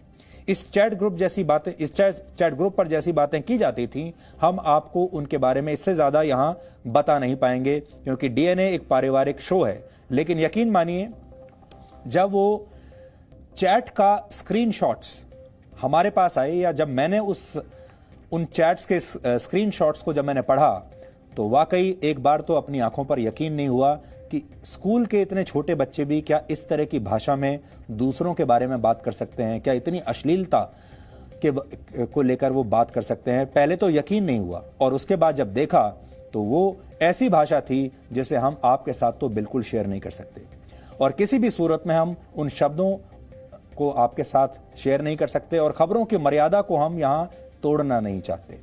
पुलिस का कहना है कि इस ग्रुप में 21 लड़के शामिल हैं, जिनमें से 10 लड़कों की पहचान कर ली गई है। इनमें 6 छात्र नाबालिग हैं और 4 बालिग हैं। इस ग्रुप पर होने वाली बातचीत के स्क्रीनशॉट्स सोशल मीडिया पर भी डाले गए थे और इसी के बाद दिल्ली पुलिस ने इन छात्रों के खिलाफ कार्रवाई की है। लेकिन सिर्फ लड़के ही कुछ लड़कियों पर ऐसी अश्लील चैट्स के आरोप लग रहे हैं, ऐसा नहीं है। आरोपों के मुताबिक इंस्टाग्राम पर गर्ल्स लॉकर रूम का नाम का भी एक ग्रुप है जिस पर कुछ लड़कियां भी ऐसी ही अश्लील बातचीत कर रही हैं। यानी पहले जब कल यह मामला सामने आया तो सिर्फ लड़कों के ग्रुप का सामने आया और पूरा देश गुस्से में उबलने लगा। लोग कहने लगे ये सारे लड़के अपराधी प्रवृत्ति के हैं, इन पर तुरंत कार्रवाई होनी चाहिए कि ये ऐसी अश्लील भाषा में कैसे बात कर सकते हैं, लिख सकते हैं। और इससे साफ पता चलता है कि अपराधी प्रवृत्ति यहां पर पैदा हो रही है। लेकिन उससे भी बड़ी हैरानी की बात यह हुई जब आज लड़कियों का भी एक ऐसा ही चैट ग्रुप सामने आ गया और उसमें भी लगभग लड़कों पर ऐसी ही अभद्र टिप्पणियां की जा रही हैं। यानी ऐसी टिप्पणियां लड़कों के चैट ग्रुप पर लड़कियों के बारे में हो रही हैं और लड़कियों के चैट ग्रुप में लड़कों के बारे में वैसी ही अभद्र टिप्पणियां हो रही हैं। अब सवाल यह है कि आखिर देश के छात्रों का यह नैतिक पतन क्यों हो रहा है। पहले विश्लेषण में हमने शराब की लत का शिकार लोगों की बात की और अब हम अश्लीलता वाली महामारी के शिकार लोगों की बात करेंगे। जो हमें जानकारी मिली है उसके मुताबिक ये सारे छात्र दिल्ली और आसपास के शहरों के उन बड़े बड़े स्कूलों में पढ़ते हैं, प्राइवेट स्कूलों में, जिनमें अपने बच्चों को पढ़ाने का सपना एक आम आदमी शायद देख भी नहीं सकता। ये स्कूल हर साल लाखों रुपए की मोटी फीस लेते हैं। एडमिशन यहां बड़ी मुश्किल से होता है और सिर्फ प्रभावशाली परिवारों के बच्चे ही यहां पढ़ते हैं।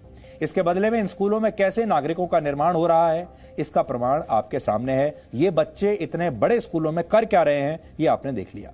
ये वो छात्र हैं जिन्हें जीवन में सारी सुविधाएं मिलती हैं।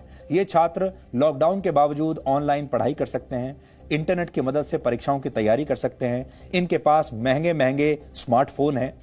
ये सब, लेकिन ये ऐसा कर नहीं रहे, बल्कि इसके उलट ये छात्र अपने साथ देश का भविष्य भी दांव पर लगा रहे हैं और ये सारी सुविधाएं जो इन्हें मिली हैं वो उन सुविधाओं का दुरुपयोग कर रहे हैं। भारत में सिर्फ 24% परिवार ऐसे हैं जिनके पास इंटरनेट कनेक्शन है, 24%, जबकि सिर्फ 8% परिवार ऐसे हैं जिनके पास अपना कंप्यूटर या इंटरनेट दोनों है। 8%। यानी लॉकडाउन के बावजूद भारत के ज्यादातर छात्र आज भी चाहकर भी ऑनलाइन पढ़ाई नहीं कर सकते, जबकि जिन छात्रों के पास ये तमाम सुविधाएं उपलब्ध हैं वो पढ़ाई लिखाई छोड़कर नैतिक पतन के रास्ते पर चल रहे हैं। लॉकडाउन के दौरान सिर्फ शराब की दुकानों के बाहर लाइनों में लगकर ही लोगों ने अपना चरित्र नहीं दिखाया, बल्कि लॉकडाउन के 3 महीनों के दौरान भारत के लोगों ने अश्लीलता के मामले में भी सबको पीछे छोड़ दिया। एक रिपोर्ट के मुताबिक पिछले 3 महीनों में भारत में अश्लील वेबसाइट्स पर जो ट्रैफिक है वो 95% तक बढ़ गया है। यानी बहुत सारे लोग अपना ज्यादातर समय इन्हीं अश्लील वेबसाइट्स पर बिता रहे हैं।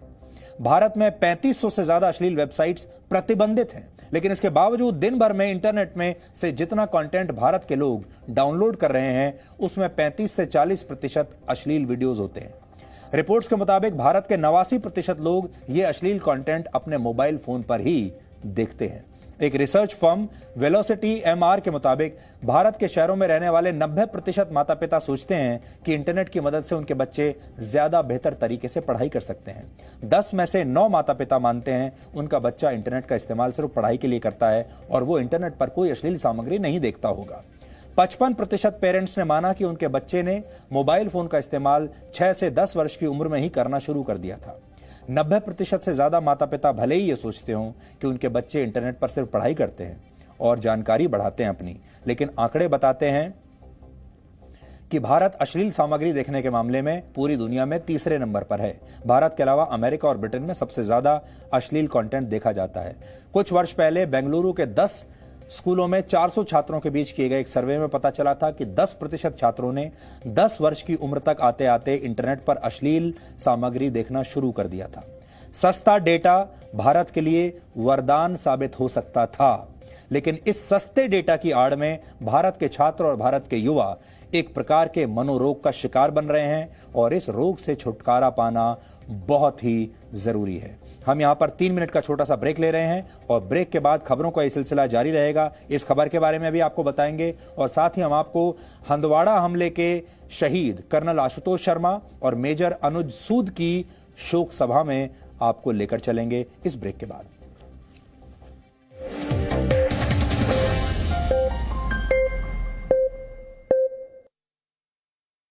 चल रहे हैं आप, you are only thinking, nothing has change, you are sleeping in your bed और आपको लग रहा है कि कहीं पे लड़ाई हो रही थी और लड़ाई जोन में, वार जोन में मैं चला गया था और उस जोन में मैं भी बम से उड़ा दिया गया हूं और आप वाकई उसको सच मानने लगते हैं बिस्तर पे लेटे लेटे।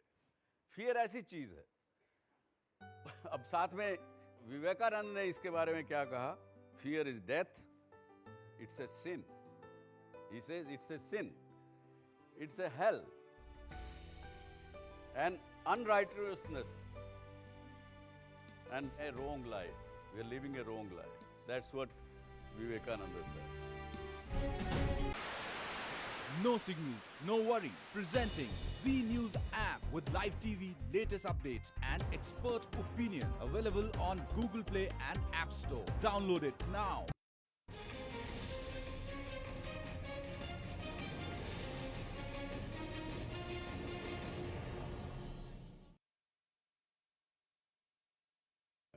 जब शो करता हूं तो जब बात अपनी कहता हूं, तजुर्बा कहता हूं, तो मेरे सामने जो सवाल पूछते हैं उनसे बहुत कुछ सीखने को मिलता है।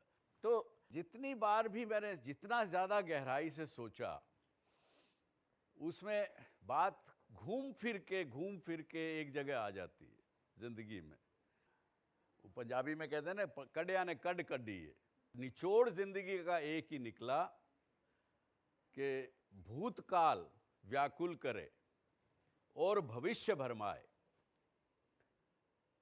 भूतकाल की बात सोचेंगे आप, अगर पुरानी बात सोचेंगे, पीछे की बात सोचेंगे, तो आपको रिग्रेट्स आएंगे जिंदगी में। काश मैंने ये ना किया होता, काश मैं ये बिजनेस नहीं करके ये बिजनेस किया होता, हाँ, काश मैंने अपना सीईओ ठीक से चुना होता। यानी भला भला कुछ ना कुछ आपको रिग्रेट्स आएंगे। तो भूतकाल व्याकुल करे, ये मारवाड़ी में बोलते हैं, और या भविष्य भरमाए। भविष्य में एंग्जाइटी क्रिएट होती है। What if it doesn't happen, what if I don't achieve what I am suppose to achieve.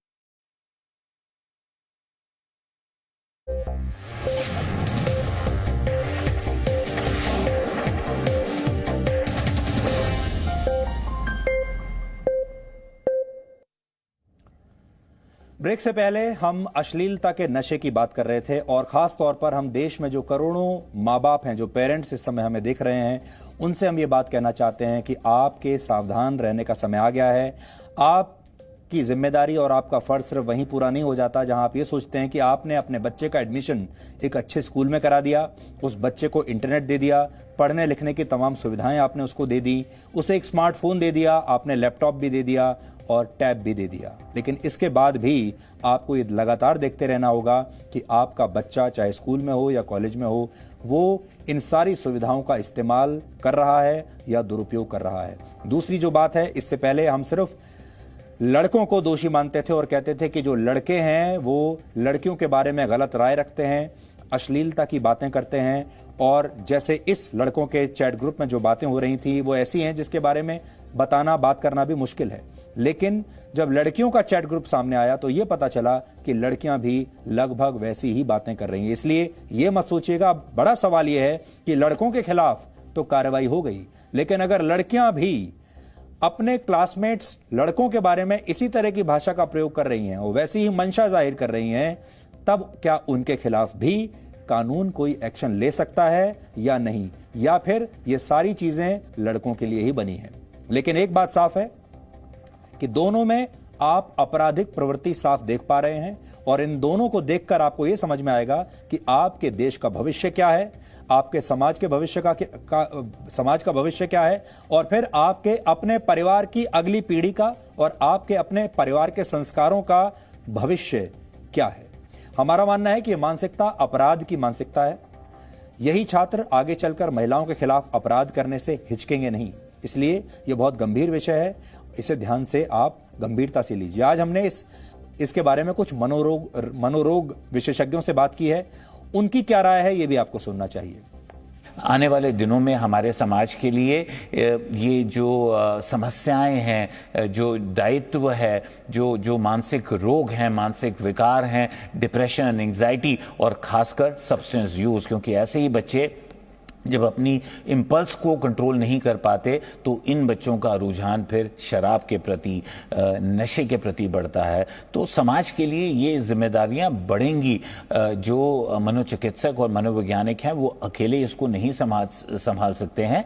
ये दायित्व उस समाज का है जहां पे हमें नजर आ रहा है कि एक घोर बड़ी समस्या हमारे सामने खड़ी होती जा रही है, और जितना हम आंख बंद करेंगे, जितना हम इस हकीकत से अपने आप को मोड़ेंगे, उतनी ही परेशानी जब हमारे सामने आएगी तो उसका रूप और विकराल होता जाएगा। तो कोरोना वायरस की तो आज नहीं तो कल कोई दवाई आ जाएगी, कोई वैक्सीन आ जाएगी और आप इस वायरस से छुटकारा पा लेंगे, इसका इलाज मिल जाएगा आपको। लेकिन आजकल की युवा पीढ़ी में और लोगों के दिमाग में जो वायरस पनप रहा है उसकी ना तो कोई वैक्सीन है, ना उसकी कोई दवाई है और ये वायरस असल में महामारी का रूप बहुत जल्द ले लेगा। कुछ लोग कह सकते हैं कि इस पूरे मामले के लिए हमारी शिक्षा व्यवस्था या समाज दोषी है, लेकिन सच्चाई है कि ऐसी बुराइयों की जड़ें खुद कई बार हमारे परिवारों में भी मौजूद होती हैं। अक्सर ऐसा होता है कि हम पूरे परिवार के साथ ऐसे चुटकुलों पर हंसते हैं या ऐसे मैसेजेस घर के लोगों से शेयर करते हैं जिनमें महिलाओं को मजाक का विषय बना दिया जाता है। ये बहुत घरों में होता है, हम बिना जाने ऐसा कर देते हैं, बिना इसे महसूस किए, और इस दौरान हम छोटे बड़े का भी लिहाज कई बार नहीं करते, किसी उम्र का भी ख्याल नहीं करते। यानी घर के परिवेश में सबके सामने ही अभद्र चरित्रों का निर्माण किया जाता है। बच्चों के मन में गलत संस्कारों के बीज बो दिए जाते हैं। बड़े बुजुर्ग जाने अनजाने धृतराष्ट्र बने रहते हैं, आंखों पर पट्टी बांधे रहते हैं, सारी मर्यादाएं धीरे धीरे टूटने लगती हैं और किसी को इसका एहसास भी नहीं होता। जब तक घर के लोगों को गलती का पता चलता है तब तक देर हो चुकी होती है और तब पछताने के अलावा कोई रास्ता नहीं बचता। हम उम्मीद करते हैं आप अपने जीवन में ऐसा कोई मौका नहीं आने देंगे जिसकी वजह से आपको आगे पछतावा करना पड़े। इस देश का असली चरित्र वो नहीं है जो शराब के लिए लगी लाइनों में आपको दिखता है या फिर सोशल मीडिया पर किसी ग्रुप के चैट ग्रुप में आपको दिखता है। ये इस देश का असली चरित्र नहीं है। इस देश में बहुत सारी खामियां हो सकती हैं, परेशानियां हो सकती हैं। इस देश का अगर असली चरित्र आज भी आपको देखना है तो शहीद जवानों के परिवार के चेहरों को देखिए और उनसे वो सीख लीजिए जिसमें देश के लिए ही जीना और देश के लिए ही मरने का जज्बा है।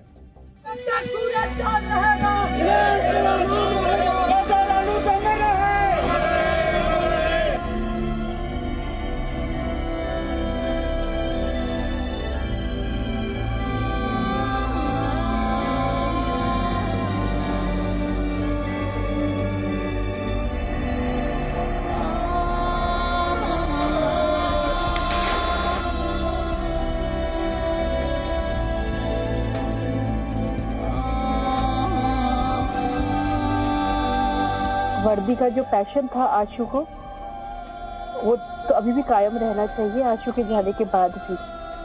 फिर चाहे वो मैं हूँ, चाहे वो आशु की तमन्ना हो, जिसको आप आई एम श्योर कुछ सालों के बाद यूनिफॉर्म में देखेंगे।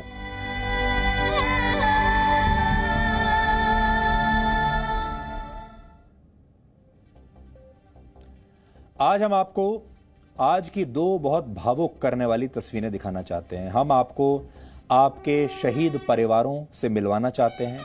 पहली तस्वीर शहीद कर्नल आशुतोष शर्मा के परिवार की है। हंदवाड़ा में शहीद हुए कर्नल शर्मा को आज जयपुर में अंतिम विदाई दी गई। आपको उनकी शोक सभा में हम ले जाना चाहते हैं, लेकिन अंतिम विदाई में भी उनकी पत्नी, उनकी बेटी और उनके परिवार के चेहरों के जो भाव थे उन्हें देखकर समझा जा सकता है कि हमारे शहीद और उनके परिवारों का देश के लिए समर्पण कितना मजबूत होता है। आप देखिए।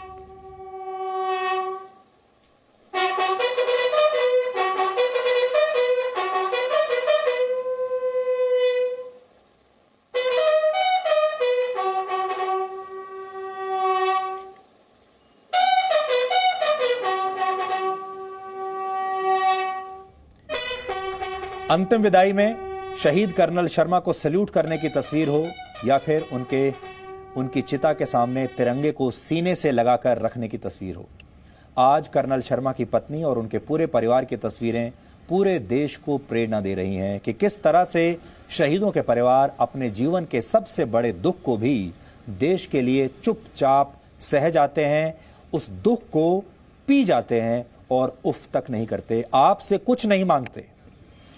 शहीद कर्नल शर्मा की पत्नी पल्लवी शर्मा ने तो पहले ही कहा था कि अपने पति की शहादत पर वो आंसू नहीं बहाएंगी, बल्कि उन्हें गर्व है कि उनके पति ने देश के लिए सर्वोच्च बलिदान दिया। आज शहीद कर्नल शर्मा की चिता को मुखाग्नि भी उनके बड़े भाई के साथ उनकी पत्नी ने दी। कर्नल शर्मा के परिवार में उनकी 80 वर्ष की बुजुर्ग मां, उनकी पत्नी और उनकी 12 वर्ष की बेटी तमन्ना है। आप सोचिए कि शहीदों के परिवार किस मिट्टी के बने होते हैं कि जिस पत्नी का पति इस दुनिया से हमेशा के लिए चला गया, वो ये बात कह रही है कि अगले 10 साल में वो अपनी बेटी को भी अपने पति की यूनिफॉर्म में देखना चाहेंगी। आपको सुनाते हैं कि जी न्यूज से बातचीत में आज उन्होंने क्या कहा। आपके लिए ये प्रेरणा लेने का समय है और सोचिए आज हमारा देश जहां पर है उसकी बहुत बड़ा जो श्रेय जाता है वो ऐसे ही लोगों को जाता है। वर्दी का जो पैशन था आशु को, वो तो अभी भी कायम रहना चाहिए आशु के जाने के बाद भी। फिर चाहे वो मैं हूँ, चाहे वो आशु की तमन्ना हो, जिसको आप आई एम श्योर कुछ सालों के बाद यूनिफॉर्म में देखेंगे। She has kept her self so strong कि लगता ही नहीं कि वो 12 साल की है। मुझे तो वो एकदम से 2 दिन में बहुत बड़ी लगने लग गई है। तो आप देखिएगा, matter of another 10 years and she'll be in Ashu's uniform, making him proud, making her mother proud, making everyone proud of Ashu and Tamanna.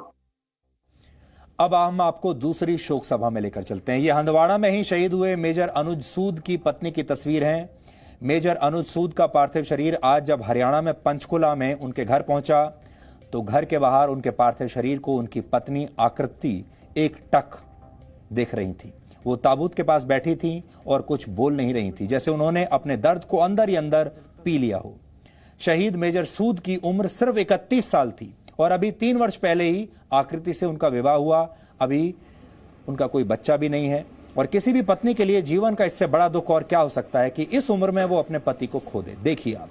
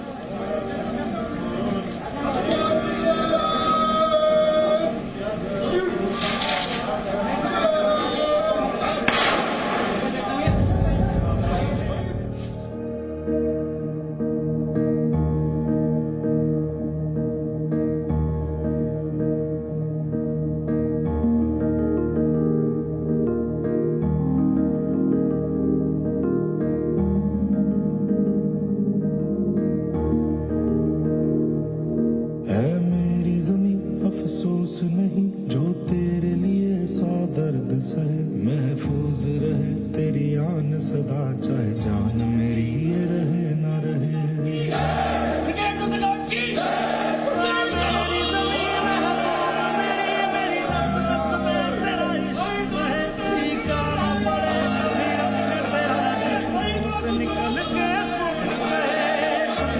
मेरी यूनिट मेरे जवानों की तरफ जो भी आंख उठा के देखेगा मैं उनको जिंदा नहीं छोड़ूंगा। मेरे लिए मेरी यूनिफॉर्म, मेरे जवान सबसे पहले हैं। हीरो की शहादत होगी तुम्हारी, कह रहा है भैया। तब वो हंस के मुझसे कहने लगा बस मेरी बॉडी ले आना, बड़ी मुश्किल से ये बॉडी बनाई है मैंने। तेरी मिट्टी में मिल जावा, गुल बन के मैं खिल जावा, इतनी सी है दिल की आरज़ू। वर्दी का जो पैशन था आशु को, वो तो अभी भी कायम रहना चाहिए आशु के जाने के बाद भी। फिर चाहे वो मैं हूँ, चाहे वो आशु की तमन्ना हो, जिसको आप आई एम श्योर कुछ सालों के बाद यूनिफॉर्म में देखेंगे।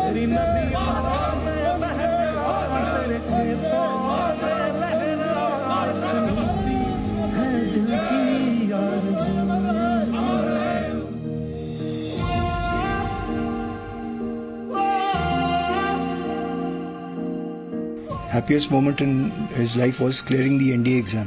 एक तरीके से वो बच्चा अपना सब निछावर कर के अपना नाम रोशन कर गया। तेरी मिट्टी में मिल जावा, गुल बन के मैं खिल जावा, इतनी सी है दिल की आरज़ू। तेरी नदियों में बह जावा, तेरे खेतों में लहरावा, इतनी सी है दिल की आरज़ू।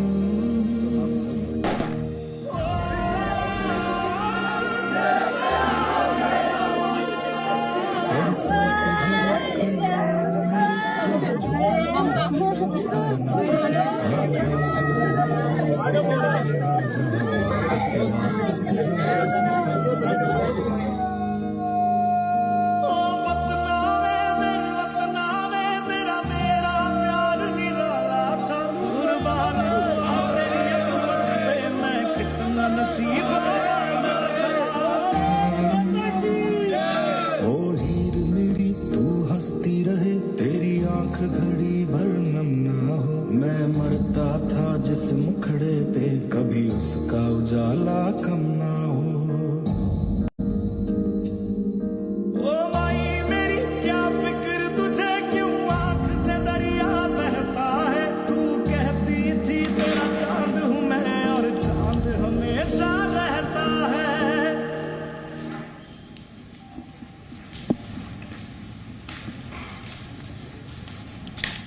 एक बात आप हमेशा याद रखिएगा, कहा जाता है कि किसी शहीद के घर जाना 4 धाम की यात्रा से भी बड़ी बात होती है। आप हो सकता है कि आप सब खुद इन शहीदों के घर ना जा पाएं, लेकिन हमारी ये कोशिश है कि आप जहां भी हैं, अपने घरों में हैं, वहीं से हम आपको कम से कम आपके विचारों को, आपके मन को इन शहीदों की शोक सभा में ज़रूर लेकर जाएं। और आप हमेशा याद रखिएगा, इन शहीदों का और इनके परिवारों का हम सब के ऊपर बहुत बड़ा एहसान है, बहुत बड़ा कर्ज है। पिछले 3 दिनों में हमारे 8 जवान कश्मीर में शहीद हो चुके हैं। इन शहीदों के परिवार वालों का दर्द आप में से कोई नहीं समझ सकता। शहीद जवानों की पत्नी और उनके बच्चों की तस्वीरें देखने के लिए बहुत हिम्मत चाहिए, लेकिन कोई अवार्ड, कोई पुरस्कार इन तस्वीरों पर नहीं मिलता। अवार्ड उन तस्वीरों पर मिलता है जिन तस्वीरों में देश के इन असली नायकों को खलनायक बनाकर पेश किया जाता है और हमारे देश को बदनाम किया जाता है। पुरस्कार गैंग क्या होता है, एक बार फिर से आपको आज हम समझाना चाहते हैं। जो हमारे देश का पुरस्कार गैंग है, जो हमारे देश के जो बुद्धिजीवी हैं, जो हमारे देश के डिजाइनर पत्रकार हैं, वो आज भी उनका दिल इन तस्वीरों को देखने से नहीं पसीजता, उन पर कोई फर्क नहीं पड़ता। वो अब भी यही कहते हैं कि कश्मीर पर हमारे देश की सेना ने जबरदस्ती कब्जा करके रखा हुआ है। आप उन लोगों को परेशान करेंगे तो आपके साथ तो ये होगा ही। इसलिए वो इन जवानों को शहीद भी नहीं कहते। कितना बड़ा फर्क है। ये जो पुरस्कार गैंग है वो हमारे इन जवानों की शहादत को शहादत नहीं मानता, इन जवानों को कभी शहीद नहीं कहता, और जो आतंकवादी हर रोज खून बहा रहे हैं उन्हें वो आतंकवादी नहीं कहता। देश के खिलाफ एजेंडा चलाने का हथियार बनने वाली ऐसी ही कुछ तस्वीरों पर कश्मीर के 3 फोटो जर्नलिस्ट को पुलित्जर अवार्ड मिला है। पुलित्जर अवार्ड दुनिया में पत्रकारिता का सबसे प्रतिष्ठित पुरस्कार माना जाता है। लोग मरते हैं इस पुरस्कार को लेने के लिए। हमारे देश में भी बहुत सारे लोगों को मिला है, बताएंगे उनके बारे में भी। लेकिन जिन तस्वीरों के लिए यह सबसे बड़ा पुरस्कार मिला है, वो तस्वीरें क्या कहती हैं, पहले वो देख लीजिए, जिससे आप समझ पाएंगे कि इस तरह की तस्वीरों को दुनिया में बड़े बड़े अवार्ड्स क्यों मिलते हैं। यह तस्वीर देखिए आप। इस तस्वीर पर पुरस्कार दिया गया है। इस तस्वीर में जम्मू कश्मीर पुलिस की जो बख्तरबंद गाड़ी है, यह टूट चुकी है, इसकी हालत बुरी है, और एक पत्थरबाज इस गाड़ी के सामने खड़े होकर इस गाड़ी पर पत्थर फेंक रहा है। और इस तस्वीर को अगर आप दूसरी तस्वीर देखिए जिस पर पुरस्कार मिला है, वो ये है।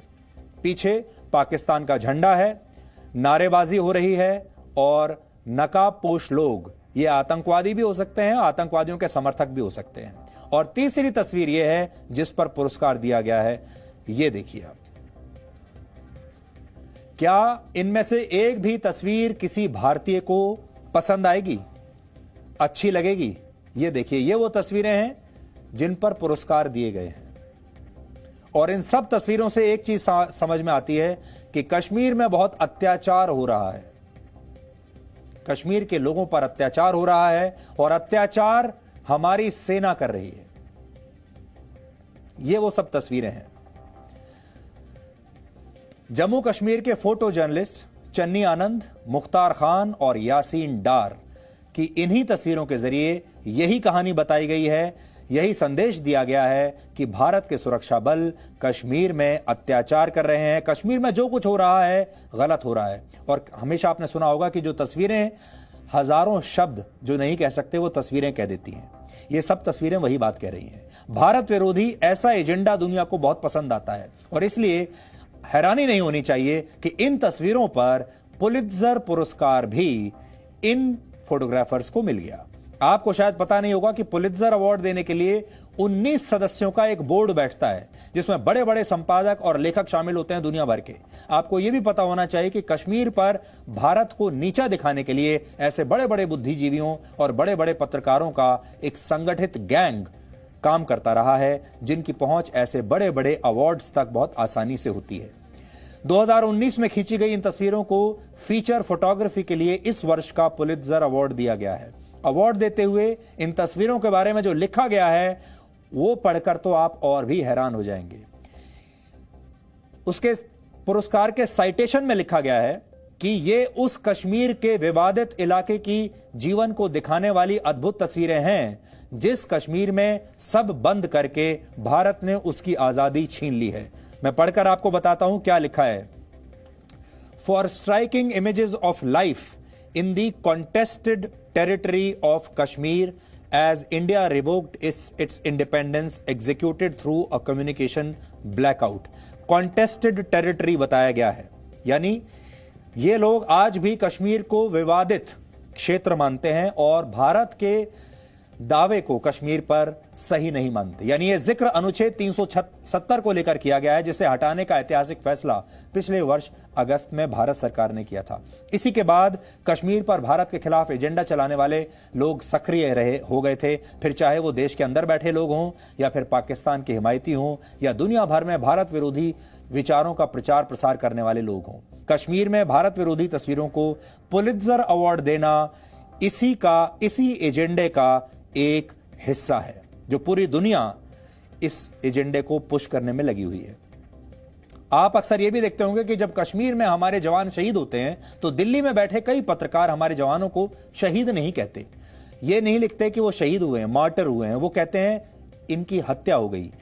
वो किल्ड शब्द का प्रयोग करते हैं और इन्हीं पत्रकारों की मानसिकता को ये बातें बताती हैं।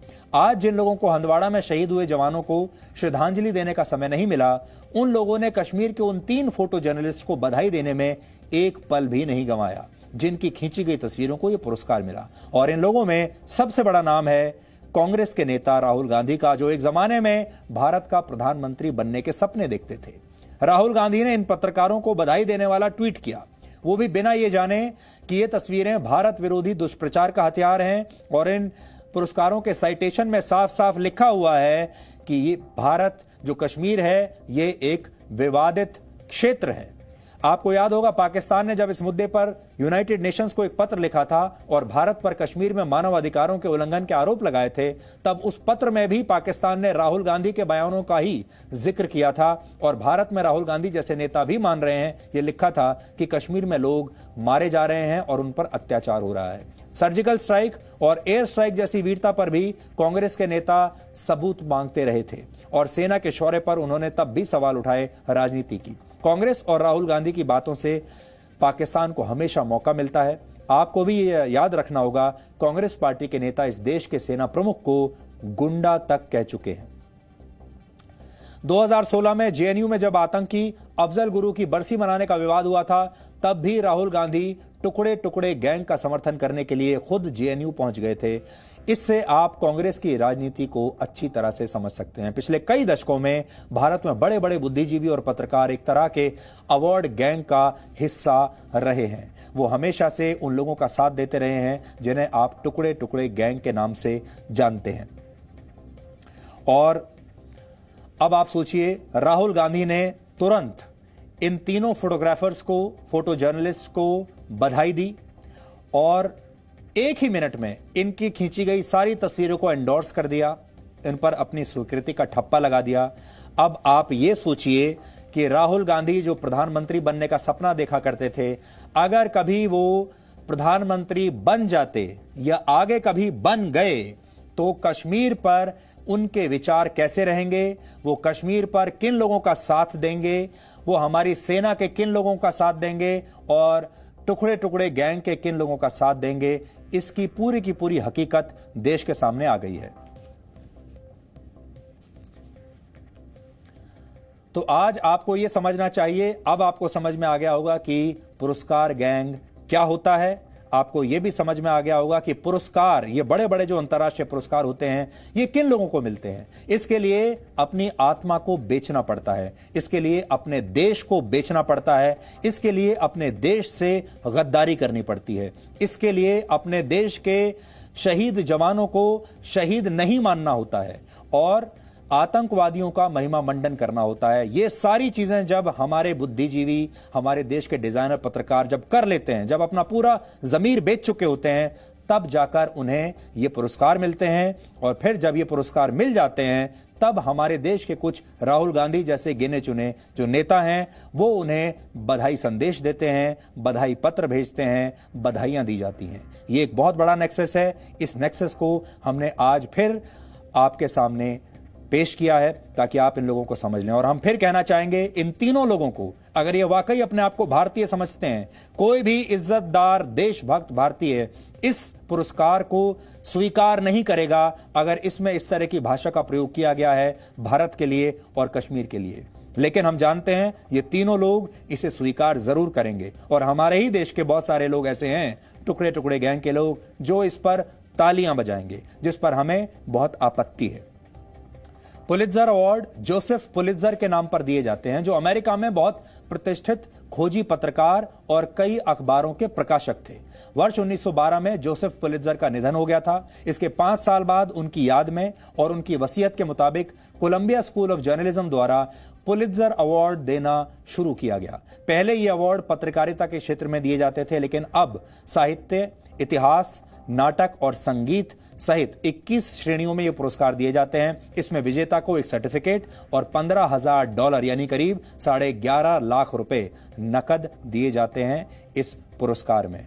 और जो हमारे देश का पुरस्कार गैंग है, वो हमेशा ऐसे ही पुरस्कारों को पाने का सपना देखता है और उसके लिए वो अपने देश को बेचने के लिए हमेशा तैयार रहता है। अब आज का सवाल, आज आपको यह बताना है कि फिंगरप्रिंट एविडेंस यानी उंगलियों के निशान के आधार पर पहला मुकदमा कहां चलाया गया था। आप इस पर रिसर्च कीजिए और ब्रेक के बाद हम आपको इस सवाल का सही जवाब बताएंगे।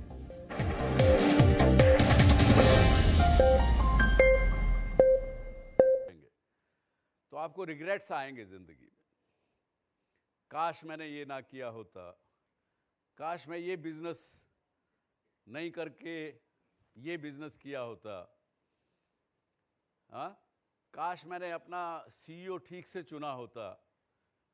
यानी भला भला कुछ ना कुछ आपको रिग्रेट्स आएंगे। तो भूतकाल व्याकुल करे, ये मारवाड़ी में बोलते हैं, और या भविष्य भरमाए। भविष्य में एंग्जाइटी क्रिएट होती है। What if it doesn't happen, what if I don't achieve what I am suppose to achieve, what if I get ridiculed as somebody said. तो फ्यूचर जो है, फ्यूचर की जब सोचेंगे तो एंग्जाइटी क्रिएट हो गई। तो भूतकाल व्याकुल करे और भविष्य भरमाए, वर्तमान में जो जिए तो जीना आ जाए। और lack of living in present only gets you fearful, otherwise there is no fear. Fear जिस चीज का होगा, जितने लोगों ने जितनी बातें भी कही उन सबको गिन लीजिए, वो तो जब होगा तब होगा ना। कोई रेडिक्यूल जब करेगा तब करेगा, तब मुझे चिंता होनी चाहिए। आज क्यों उसके लिए फियरफुल हूं? लेकिन हमेशा हम लोग फ्यूचर की सोचते हैं और उसकी वजह से फियर हमारे को ग्रिप कर। और फियर एक ऐसी चीज है, जितनी स्पीड से आपकी थॉट प्रोसेस चलता है, उससे भी डबल स्पीड से फियर बढ़ता है। जब भी आपने कोई पल याद करिए जब आपको फियर ने ग्रिप किया हो, तो with in seconds, with in minutes, जिस चीज का आपको डर लग रहा था, आपको ऐसे लगने लगेगा कि सच्चाई में मेरे साथ ऐसा हो गया। वो हुआ ही नहीं है, सोच में ही चल रहे हैं आप। You are only thinking, nothing has change. You are sleeping in your bed और आपको लग रहा है कि कहीं पे लड़ाई हो रही थी और लड़ाई जोन में, वार जोन में मैं चला गया था और उस जोन में मैं भी बम से उड़ा दिया गया हूं। और आप वाकई उसको सच मानने लगते हैं बिस्तर पे लेटे लेटे। फियर ऐसी चीज है। अब साथ में विवेकानंद ने इसके बारे में क्या कहा? Fear is death, it's a sin. He says it's a sin, it's a hell, and unrighteousness and a wrong life. We are living a wrong life. That's what Vivekananda said. No signal, no worry. Presenting Z News app with live TV, latest updates and expert opinion. Available on Google Play and App Store. Download it now.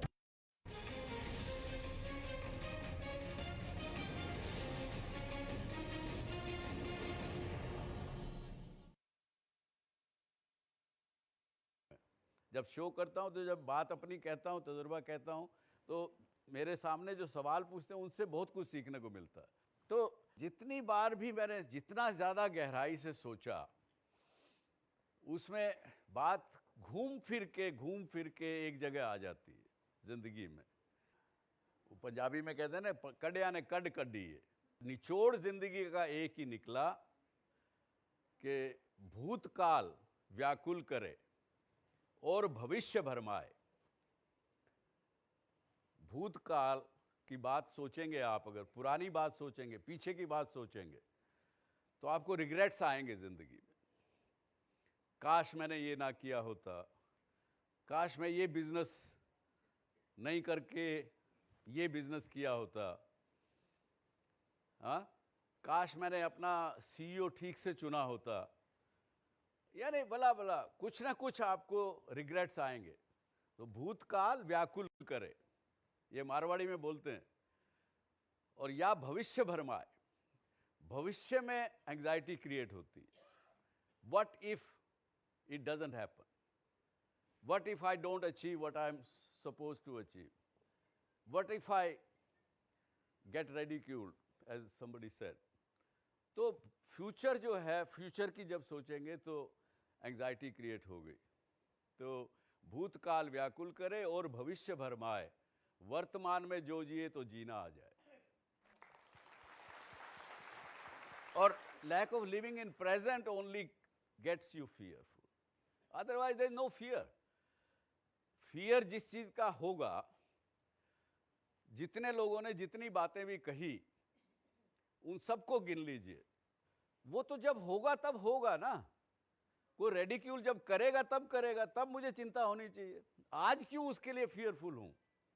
लेकिन हमेशा हम लोग future की सोचते हैं और उसकी वजह से फियर हमारे को ग्रिप कर। और फियर एक ऐसी चीज है, जितनी स्पीड से आपकी थॉट प्रोसेस चलता है, उससे भी डबल स्पीड से फियर बढ़ता है। जब भी आपने कोई पल याद करिए जब आपको फियर ने ग्रिप किया हो, तो with in seconds, with in minutes, जिस चीज का आपको डर लग रहा था, आपको ऐसे लगने लगेगा कि सच्चाई में मेरे साथ ऐसा हो गया। वो हुआ ही नहीं है, सोच में ही चल रहे हैं आप। You are only thinking, nothing has change. You are sleeping in your bed, और आपको लग रहा है कि कहीं पे लड़ाई हो रही थी और लड़ाई जोन में, वार जोन में मैं चला गया था, और उस जोन में मैं भी बम से उड़ा दिया गया हूं। और आप वाकई उसको सच मानने लगते हैं बिस्तर पे लेटे लेटे। फियर ऐसी चीज है। अब साथ में विवेकानंद ने इसके बारे में क्या कहा? Fear is death, it's a sin. He says it's a sin, it's a hell, an unrighteousness and a wrong life. We are living a wrong life. That's what Vivekananda said.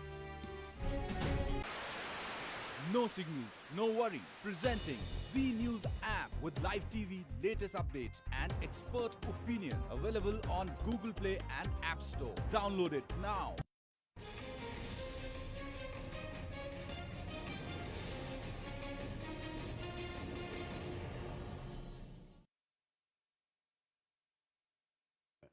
जब शो करता हूं तो जब बात अपनी कहता हूं, तजुर्बा कहता हूं, तो मेरे सामने जो सवाल पूछते हैं उनसे बहुत कुछ सीखने को मिलता है। तो जितनी बार भी मैंने जितना ज़्यादा गहराई से सोचा, उसमें बात घूम फिर के एक जगह आ जाती है ज़िंदगी में। वो पंजाबी में कहते हैं ना, कड़िया ने कड कड्डी है। निचोड़ ज़िंदगी का एक ही निकला कि भूतकाल व्याकुल करे और भविष्य भरमाए। भूतकाल की बात सोचेंगे आप, अगर पुरानी बात सोचेंगे, पीछे की बात सोचेंगे, तो आपको रिग्रेट्स आएंगे ज़िंदगी में। काश मैंने ये ना किया होता, काश मैं ये बिज़नेस नहीं करके ये बिज़नेस किया होता, हाँ, काश मैंने अपना सीईओ ठीक से चुना होता, यानी भला भला कुछ ना कुछ आपको रिग्रेट्स आएंगे। तो भूतकाल व्याकुल करे, ये मारवाड़ी में बोलते हैं, और या भविष्य भरमाए। भविष्य में एंग्जाइटी क्रिएट होती।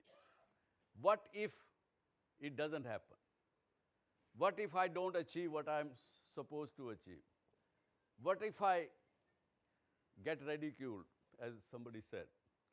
तो फ्यूचर जो है, फ्यूचर की जब सोचेंगे तो एंग्जाइटी क्रिएट हो गई। तो भूतकाल व्याकुल करे और भविष्य भरमाए, वर्तमान में जो जिए तो जीना आ जाए।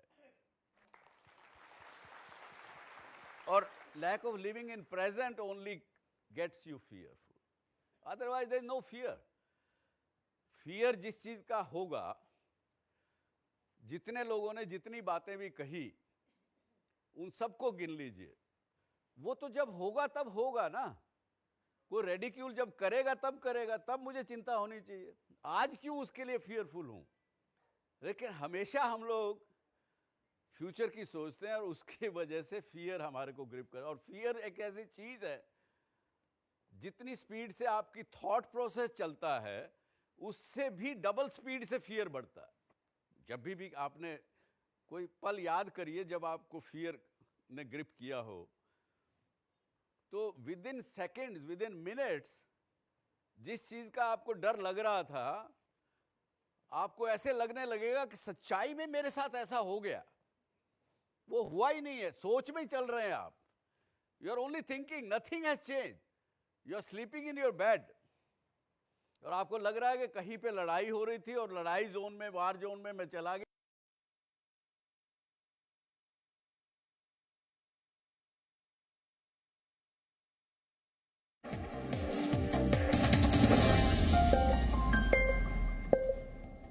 और अब आखिर में देखते हैं कि आज के इतिहास में क्या लिखा है। वर्ष 1905 में आज ही के दिन पहली बार किसी आपराधिक मामले में फिंगरप्रिंट एविडेंस यानी उंगलियों के निशान के आधार पर एक अपराधी के ऊपर मुकदमा चलाया गया था।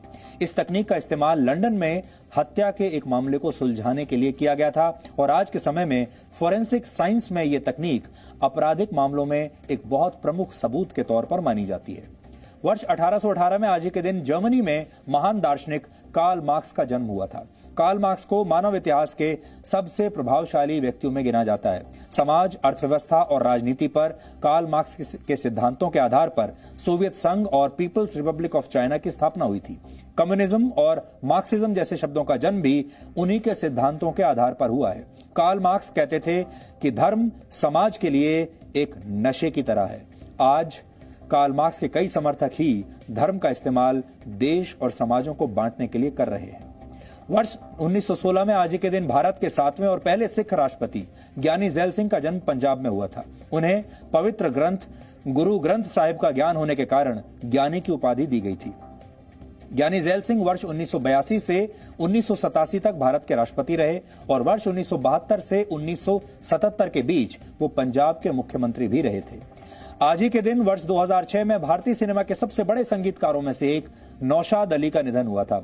अपने करियर की शुरुआत में नौशाद साहब लखनऊ में हारमोनियम रिपेयर किया करते थे और धीरे धीरे उनका झुकाव संगीत की तरफ बढ़ता चला गया, जिसके बाद लखनऊ में संगीत की शिक्षा से लेकर मुंबई में फिल्म इंडस्ट्री तक का उनका सफर उन्होंने बड़े शान से तय किया। मुगल आजम, बैजू बावरा, गंगा जमुना और मदर इंडिया उनके करियर की सबसे बड़ी फिल्में मानी जाती हैं। नौशाद साहब को हिंदी सिनेमा में उनके योगदान के लिए दादा साहेब फाल्के अवार्ड और पद्म भूषण से भी सम्मानित किया गया था। वर्ष 1821 में आज ही के दिन फ्रेंच सेनापति और सम्राट नेपोलियन बोनापार्ट की मृत्यु हुई थी। नेपोलियन बोनापार्ट को इतिहास के सबसे बड़े योद्धाओं में गिना जाता है। वर्ष 1815 में बैटल ऑफ वाटरलू में हारने के बाद नेपोलियन ने ब्रिटेन के सामने आत्मसमर्पण कर दिया था। पकड़े जाने के बाद अपने जीवन के आखिरी 6 वर्ष नेपोलियन ने सेंट हेलेना नाम के द्वीप पर कैद में गुजारे थे। वर्ष 1932 में आज ही के दिन अमेरिकी comic book artist stand Goldberg का जन्म हुआ था। उन्होंने 1990 के दशक से वर्ष 2006 तक मशहूर कॉमिक बुक आर्ची में प्राइमरी आर्टिस्ट के तौर पर काम किया। 1960 के दशक में उन्होंने कुछ दूसरे आर्टिस्ट के साथ मिलकर स्पाइडरमैन, द फैंटास्टिक फोर और द हल्क जैसे कैरेक्टर्स के कलर डिजाइन्स बनाए थे। और आज ही के दिन हर साल वर्ल्ड कार्टूनिस्ट डे मनाया जाता है। वर्ष 1895 में आज ही के दिन दुनिया का पहला कलर कार्टून प्रकाशित हुआ था, रंगीन कार्टून। इस कॉमिक स्ट्रिप कैरेक्टर का नाम था द येलो किड और इसकी रचना रिचर्ड फेल्टन आउटको ने की थी। और आज के दौर में भी कार्टून्स तमाम मुद्दों पर व्यंग करने का एक बहुत शक्तिशाली माध्यम माना जाता है। तो डीएनए में आज इतना ही। अब आपसे हमारी मुलाकात होगी कल रात 9 बजे। तब तक आप खुश रहिए, सुरक्षित रहिए, स्वस्थ रहिए और जीवन में आपको शराब खरीदने वालों की पंक्ति में सबसे आगे रहना है या देश के लिए बलिदान देने वालों की पंक्ति में सबसे आगे रहना है, यह फैसला आपके हाथ में है। आज आप इसके बारे में सोचिएगा जरूर। नमस्कार।